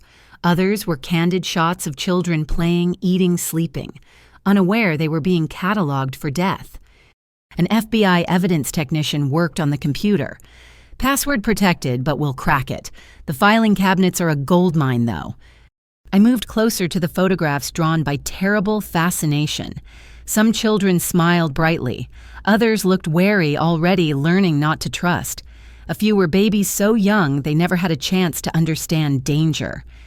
This one, I pointed to a girl with braids and missing front teeth.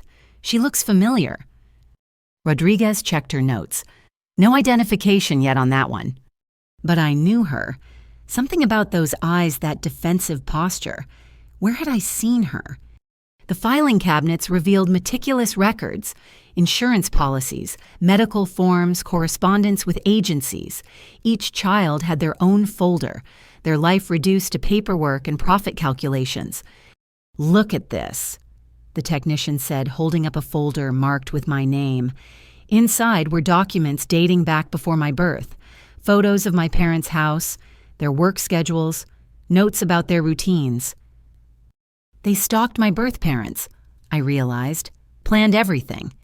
The folder contained floor plans of my childhood home with exit routes marked, insurance information about my parents' life policies, even a newspaper clipping about a small electrical fire at their workplace 6 months before they died. "Practice run," Rodriguez muttered. "They tested their methods first." Deeper in my file were yearly photos of me annotated with physical descriptions and milestone events. First day of school, note compliant, eager to please. Age 10, beginning to ask about birth parents, redirect successful. Age 16, depression following grandmother story, useful for future narrative. They documented my entire manufactured life. We found something else. Rodriguez led me to another cabinet. Records on children they didn't kill. What? Apparently, some kids were rejected, deemed unsuitable for various reasons. The rejected files were thinner but revealing. Too many relatives. Previous abuse documented too much scrutiny. Medical condition would complicate insurance. Behavioral issues might tell. They'd been shopping for victims, selecting only the most vulnerable and profitable. Hours passed as investigators processed evidence.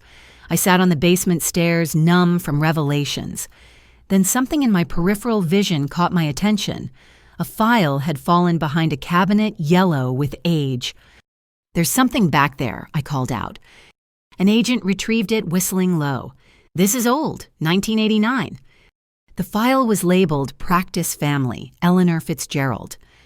My grandmother, my real grandmother. Inside were surveillance photos of a younger Eleanor, maybe 50 years old. Notes in Catherine's handwriting, mother estranged from daughter Catherine, significant estate, no other heirs, possibility. They'd considered killing Catherine's own mother. The final note explained why they hadn't. EF has connected C to previous incidents, threatens exposure, abort, maintain distance, monitor for opportunity. Previous incidents. I looked at Rodriguez. She was already cross-referencing. Your mother was questioned in the death of a foster child when she was 17. Insufficient evidence to charge. Your grandmother suspected her involvement. That's why Eleanor had cut them from her will. She'd known what her daughter was capable of, and she'd tried to protect me the only way she could by leaving me resources to escape. The computer finally yielded its secrets. Spreadsheets calculating return on investment for each child, correspondence with Richard Ackerman and 3 other insurance brokers across the country, research on undetectable poisons, staged accidents, fire acceleration methods. But the most chilling discovery was a folder titled Future Acquisitions. 12 children currently in the foster system, complete with photos and placement information. Their next victims already selected and researched. "We need to check on these kids immediately," Rodriguez barked to her team. One file stood out. A boy named Miguel, age 4, recently orphaned in a fire that killed his parents. The notes were extensive plans already in motion for Catherine's colleague to recommend the Walshes as emergency placement. "They were replacing me," I said quietly. "I was aging out of profitability, so they lined up the next investment." Rodriguez's phone rang. She listened, face darkening. "Thomas just gave us more names, not victims, other couples. He says there's a whole network." The evidence room had become command central. Agents coordinated across state lines, checking on children, arresting conspirators. In one day, they'd uncovered a nationwide murder ring operating for 30 years. "How?" I asked anyone listening. How did no one notice patterns? Different states, different systems, an FBI agent explained. Foster children move around, records get lost, deaths spread over decades don't look connected unless you're specifically searching for patterns. By evening, 16 children from the Future Acquisitions folder had been located and secured. 3 couples in other states were arrested based on Thomas's information. The network was collapsing. But we still hadn't found records for all the photographed children. Some faces would remain mysteries, their stories lost in bureaucratic graves. Vain. Rodriguez found me staring at the wall of photos as investigators carefully removed them for evidence. You saved them. These kids in the files, Miguel and the others. They're alive because you survived. It wasn't enough comfort, not when facing dozens of children who hadn't been saved, who'd trusted the wrong people and paid the ultimate price. There's one more thing, she said quietly. We found a safety deposit box key. It led to video recordings. My stomach dropped. Of what? Insurance documentation. Your parents filmed the children before their deaths, establishing their good health for claim purposes. But Vane, some videos show more. Show them coaching kids about accidents. Show them practicing their grief for after. I didn't want to see them, but I needed to know. Rodriguez set up a laptop in her car away from other investigators. The first video showed a boy about 6 sitting at our kitchen table. My parents flanked him, all smiles. Now remember, Kevin, Catherine's younger voice instructed, you love swimming, but sometimes you don't listen to rules. What happens when we don't listen to rules? Bad things, Kevin replied solemnly. That's right. And if something bad happened because you didn't listen, whose fault would it be? Mine. Good boy. 2 weeks later, according to the file, Kevin drowned in a pool after ignoring repeated warnings to stay in the shallow end. Video after video showed similar coaching, children learning to accept blame for their upcoming deaths, my parents perfecting their performances of grieving caregivers. Then I found a video of myself, age 3. I sat between them on our old couch, clutching a teddy bear. Where did you live before here? Catherine asked. With Mommy and Daddy, Tiny Me replied. No, sweetheart. Your Mommy and Daddy went to heaven. There was a fire because they forgot to check their smoke detectors. Now you live with us. We're your Mommy and Daddy now. But I saw you had a bad dream. Fire is very scary. But you're safe now. What happened to your first Mommy and Daddy? They forgot smoke detectors. That's right. And what must we always remember? Check smoke detectors. They'd programmed me from the beginning to accept their version of reality, to blame my birth parents for their own murders, to normalize the very weapon they'd eventually use against me. I closed the laptop, unable to watch more. 21 years later, they disabled those same smoke detectors, confident in their perfect crime. The videos are being transcribed for trial, Rodriguez said. Juries will see exactly who your parents were.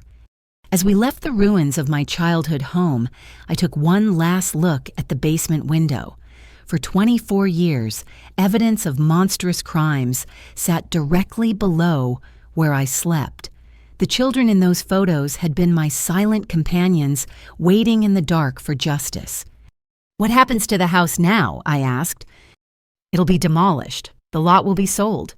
Eventually, someone will build something new. But I knew better. Some ground stays poisoned no matter what you build on top. The children who died there would always own that land, their voices carried on the wind whenever it blew through empty spaces where walls once stood. My parents had kept trophies of their kills like serial killers, documenting their evil with bureaucratic precision. They never imagined those files would become evidence against them, never thought one child would survive to ensure the others were counted. As we drove away, I made a promise to the faces on that wall. Their names would be spoken in court, their stories would be told, their murders would be avenged through justice, decades delayed, but finally delivered. The hidden files had revealed the true scope of my parents' evil, but they'd also revealed their weakness, arrogance. They'd believe their system was perfect, their crimes undetectable, their victims disposable. They were wrong on all counts.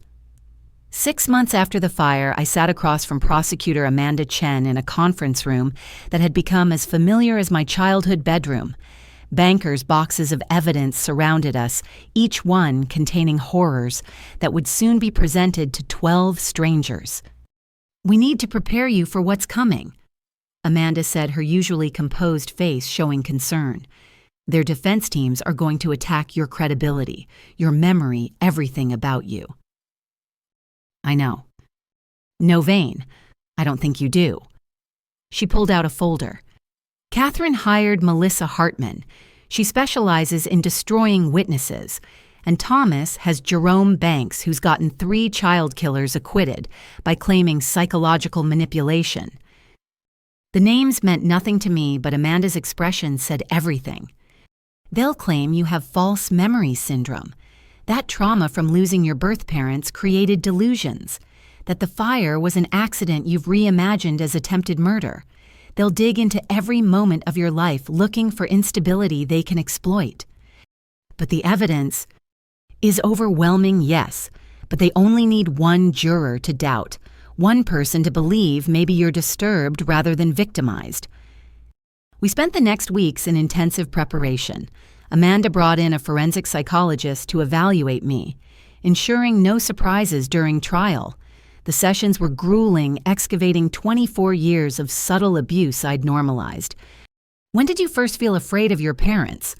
Dr. Patricia Reeves asked during our 3rd session. "I don't know if I was ever afraid exactly.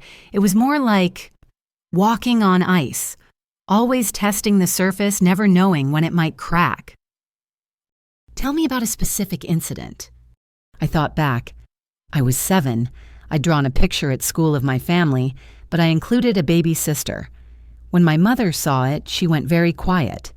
That night, I heard her telling my father I was getting ideas.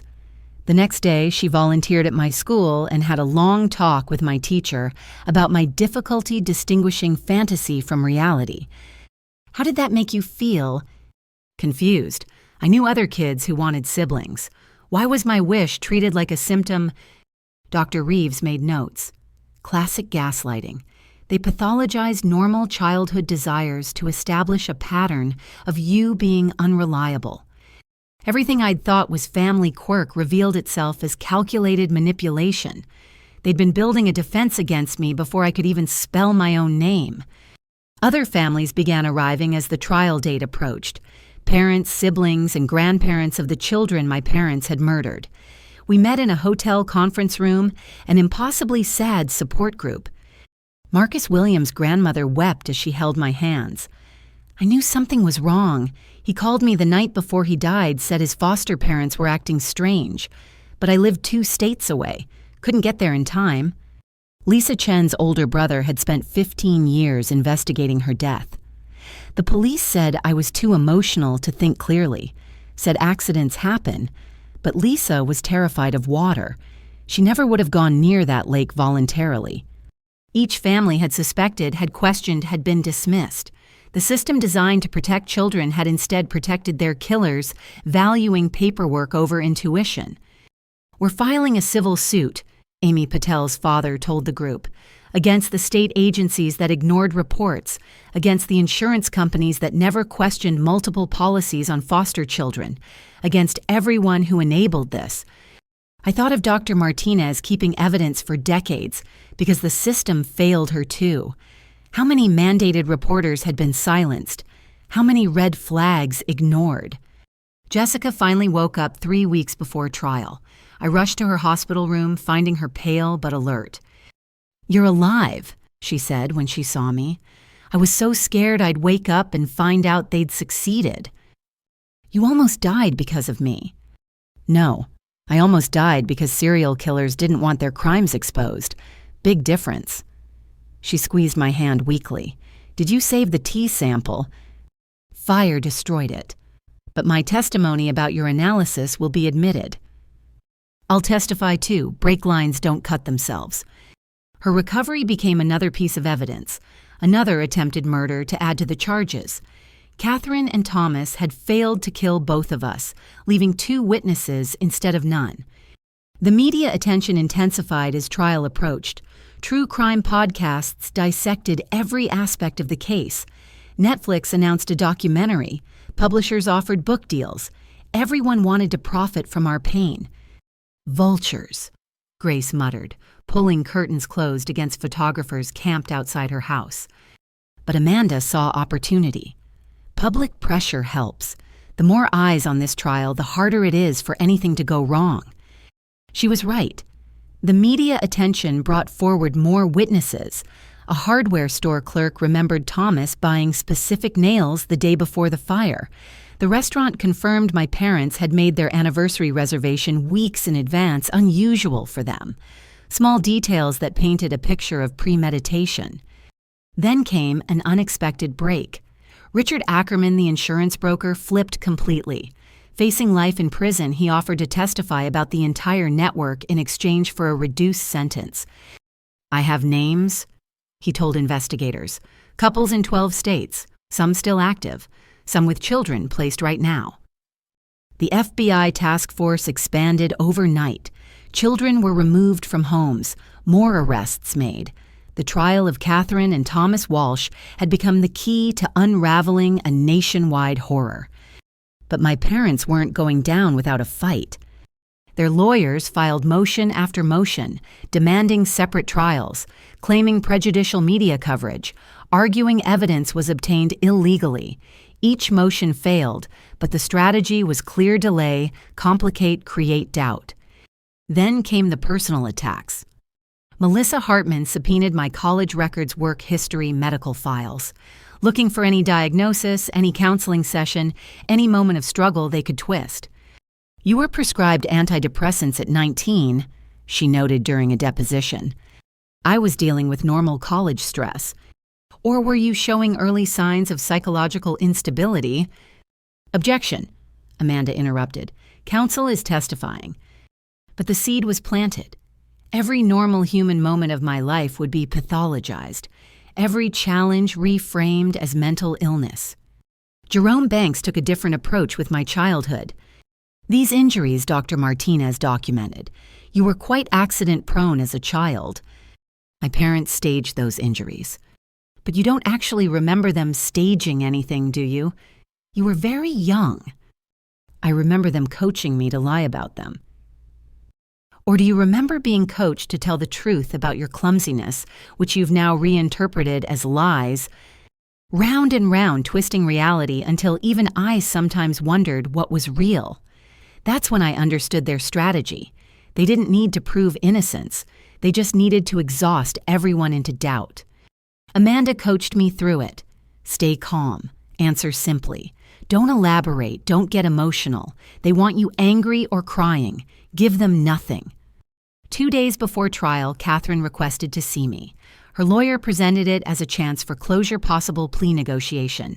Amanda advised against it, but I needed to face her one last time without bars between us.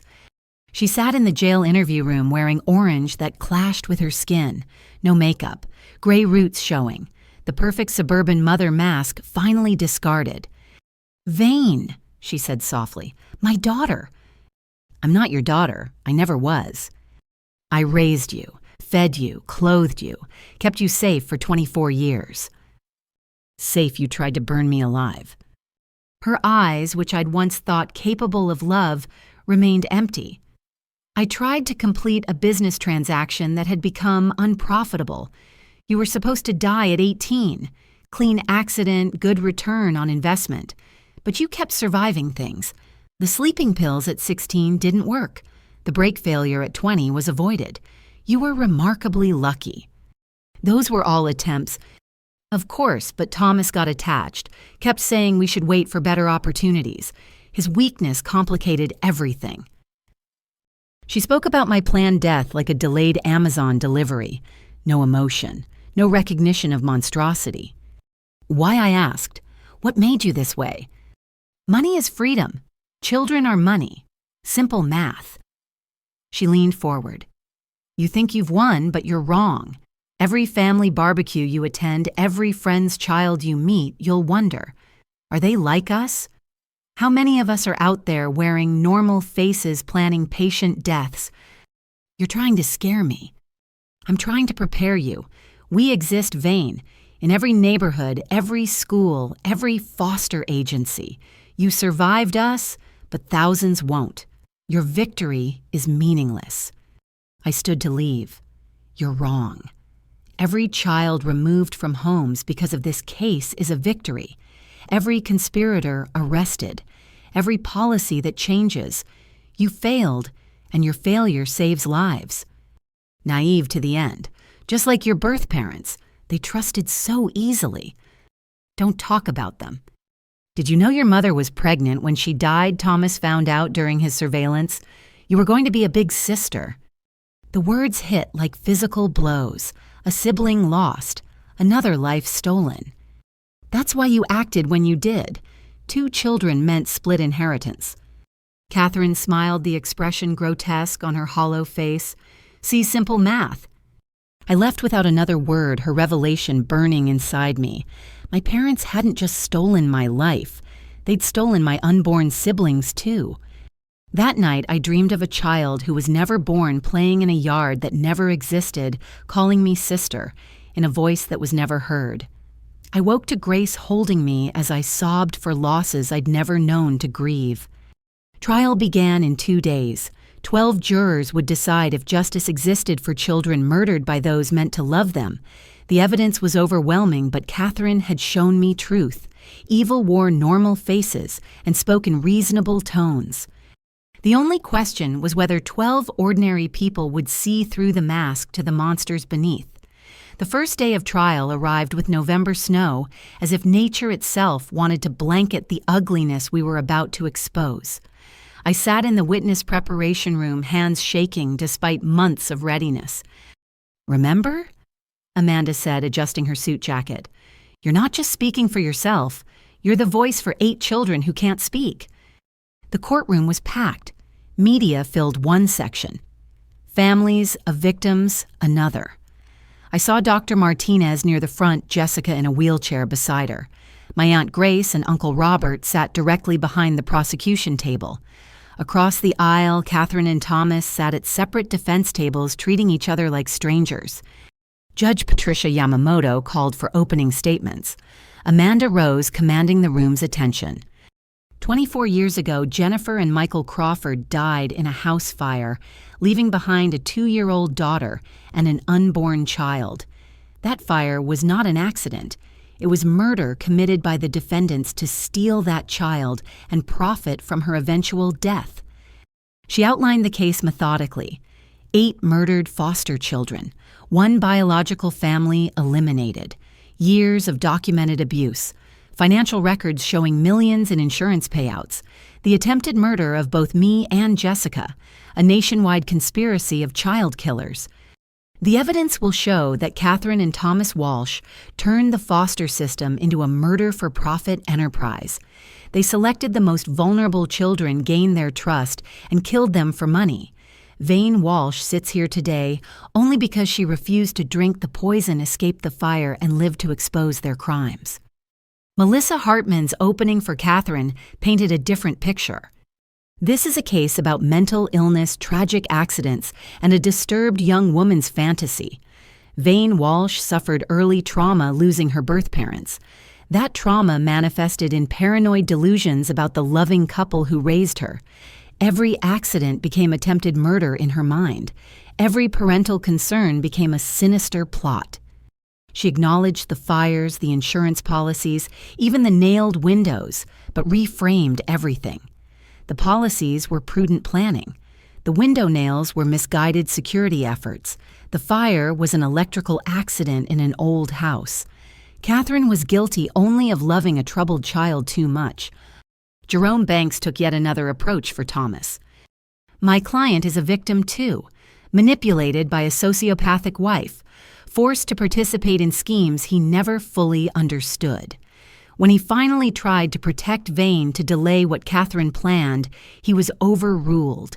Thomas Walsh is a weak man who loved his daughter, not a killer. The battle lines were drawn. I was either a victim or delusional. My parents were either killers or misunderstood caregivers. There would be no middle ground. Amanda called Dr. Martinez first. For 3 hours, she walked through 24 years of suspicious injuries, documented abuse, silenced reports. She showed photos, medical records, videos of my parents coaching me to lie. In 30 years of practice, Dr. Martinez testified, "I've never seen such systematic, calculated abuse. This wasn't anger or neglect. This was programming a child for eventual murder." Hartman attacked hard on cross-examination. "You never actually saw the Walsh's hurt vein, did you?" "I saw the results repeatedly." "But children do have accidents, especially active children." The pattern was, "Answer the question. You never witnessed abuse directly." "No." "And when you reported your suspicions, investigations found no evidence of abuse because Catherine Walsh worked for CPS and made reports disappear. Or because there was no abuse to find." It went on like that for hours. Every certainty twisted into doubt. Every fact given an alternate interpretation. I watched jurors' faces trying to read their thoughts. Some looked sympathetic. Others seemed confused. One older man frowned throughout arms crossed. Days blended together. Fire investigators testified about accelerant patterns. The prosecution played the 911 recordings, my desperate voice filling the courtroom. Several jurors wiped away tears. Catherine stared straight ahead, unmoved. Thomas kept his head down. The windows were nailed shut from the outside. Fire Chief Morrison testified, "In 40 years, I've never seen that in an accidental fire." Banks countered by suggesting I might have nailed them myself in a paranoid episode then forgotten. The theory was absurd, but he presented it calmly, reasonably, planting seeds of doubt. Richard Ackerman's testimony should have been devastating. He detailed the entire insurance murder network, explaining how couples were recruited, children selected, death staged. He named names, showed financial records, exposed a 30-year conspiracy. But Hartman destroyed him on cross. "You're facing life in prison unless you testify here." "Yes." "So you'd say anything to reduce your sentence." "I'm telling the truth." Like when you told insurance companies these children were healthy. Like when you told foster agencies these couples were wonderful parents. You've been lying professionally for decades. Why should we believe you now? Ackerman had no good answer. The prosecution's star witness left the stand, diminished his credibility in tatters. Then came the families. One by one, parents and siblings of murdered children testified about their suspicions, their dismissed concerns, their decades of unanswered questions. Marcus Williams' grandmother broke down, describing her grandson's fear in his final phone call. Lisa Chen's brother presented his own investigation, 15 years of work dismissed by authorities. "Nobody wanted to believe foster parents could be killers," he said. "It was easier to call us paranoid than investigate dead children." The defense couldn't attack grieving families as harshly, but they still raised doubts. Memories fade over time. Grief creates false certainties. Loving families often can't accept that accidents happen. 2 weeks into trial, Amanda finally called me to testify. I'd been dreading and anticipating this moment equally. As I walked to the witness stand, I passed within feet of my parents. Catherine looked through me like I was invisible. Thomas glanced up, something almost like regret in his eyes. "State your name for the record," Amanda began. "Sarah Michelle Crawford, formerly known as Vane Walsh." For 3 days, I told my story. Every memory of coaching, every suspicious injury, every overheard conversation. I described finding the insurance policy, discovering my adoption, learning about my grandmother's inheritance. I detailed the poisoning attempts, the escalating imprisonment the night of the fire. I recorded everything I could on a hidden phone, I explained. I knew they were going to kill me. I just didn't know when or how. Amanda played excerpts from my recordings. My parents discussing the insurance policy, planning the fire, coaching me to lie. The jury heard it all in their own voices. The defendant, Catherine Walsh, told you she was writing a mystery novel about antifreeze poisoning. unveiled. Yes, while making me drink tea that tasted wrong. What happened to the plant you poured that tea into? It died within days, turned black and shriveled. Did you report the poisoning attempt? I told Jessica Hernandez, a nurse. She was going to test the tea, but her brake lines were cut before she could. The story unfolded piece by piece. By the time Amanda finished, several jurors were crying. Even the skeptical older man looked shaken. Then came cross-examination. Hartman approached with a sympathetic smile that didn't reach her eyes. This must be very difficult for you, Vane. My name is Sarah. Of course, Sarah. You've been through so much trauma, losing your birth parents so young. Being murdered isn't the same as losing. But you don't actually remember their deaths, do you? You were only 2. No. So, everything you believe about their deaths comes from what others told you. And evidence, the fire investigation, which initially ruled it accidental, only changed when Detective Rodriguez reopened it based on your claims. Your memories have shaped this entire investigation, haven't they? This was her strategy. Make me the center of everything, then discredit me. You were prescribed antidepressants in college. Yes, for normal adjustment issues.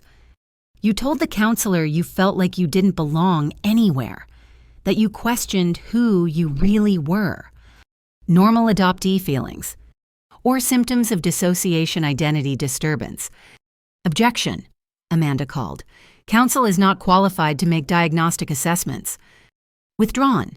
Sarah, you mentioned recording conversations, but many of those recordings are unclear, aren't they? Muffled open to interpretation. Some are clearer than others. And you made these recordings secretly illegally in a 2-party consent state. I was documenting abuse, or manufacturing evidence for your delusion. It continued for hours. Every piece of evidence questioned every memory challenged. Hartman was skilled at her craft, turning my survival instincts into symptoms of mental illness. Banks was somehow worse. He painted me as the real villain, a troubled child who'd driven poor Thomas to desperate measures, trying to protect me from myself. Thomas delayed several of Catherine's plans, didn't he? I don't know their internal discussions. But you testified that you overheard him saying you should wait, that the timeline shouldn't be rushed. Yes. Sounds like a father trying to protect his daughter. Or a killer wanting to maximize profit. You're very cynical for someone raised by parents you describe as perfect actors. How did you develop such suspicion if they were so loving? The question caught me off guard. How do you explain a lifetime of sensing wrongness without sounding paranoid? Survival instinct. I finally answered. Some part of me always knew I was in danger. Or some part of you was always ill creating danger where none existed.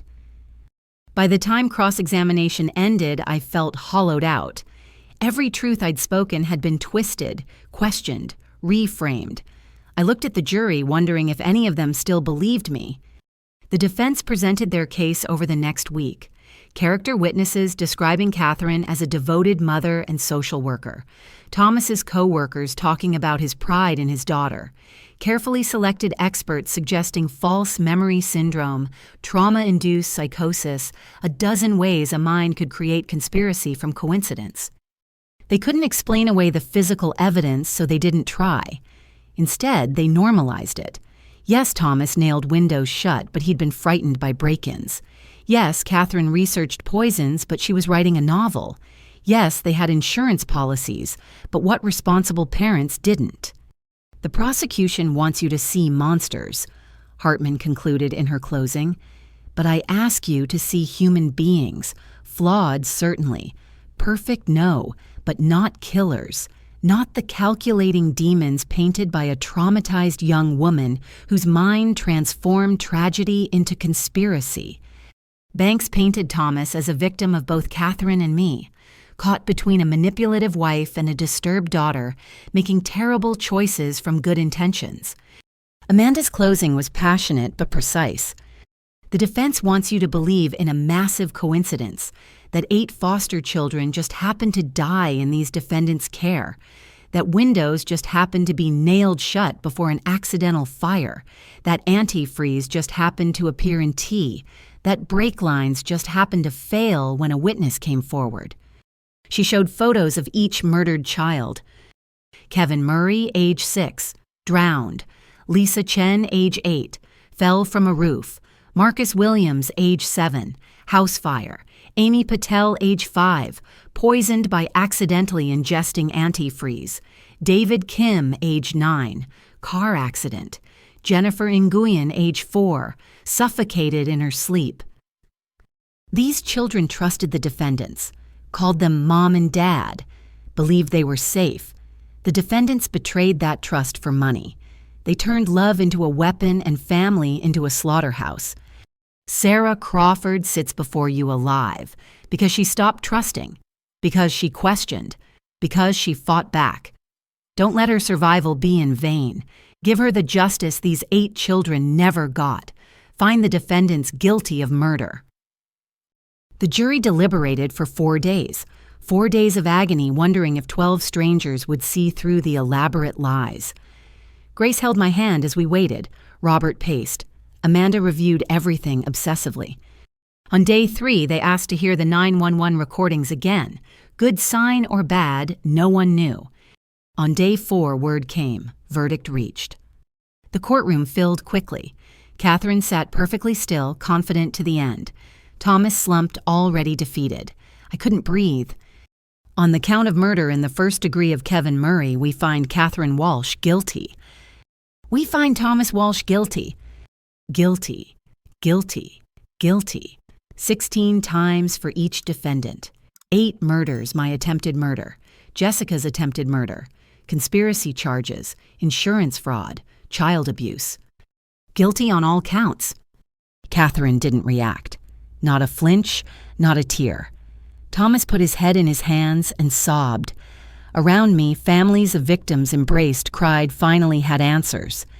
Judge Yamamoto scheduled sentencing for the following month. As court officers led my parents away, Catherine turned back one last time. She smiled that same empty smile from jail and mouthed 3 words, simple math vein. Even in defeat, she refused to see me as anything more than a failed investment. But I was more. I was Sarah Crawford's survivor. Voice for the silenced. Living proof that evil could wear a parent's face but still be defeated. The verdict wouldn't bring back 8 children, wouldn't undo 24 years of manufactured life, wouldn't restore the family I should have had. But it was justice. Finally, definitively justice. And sometimes that's all survivors can hope for.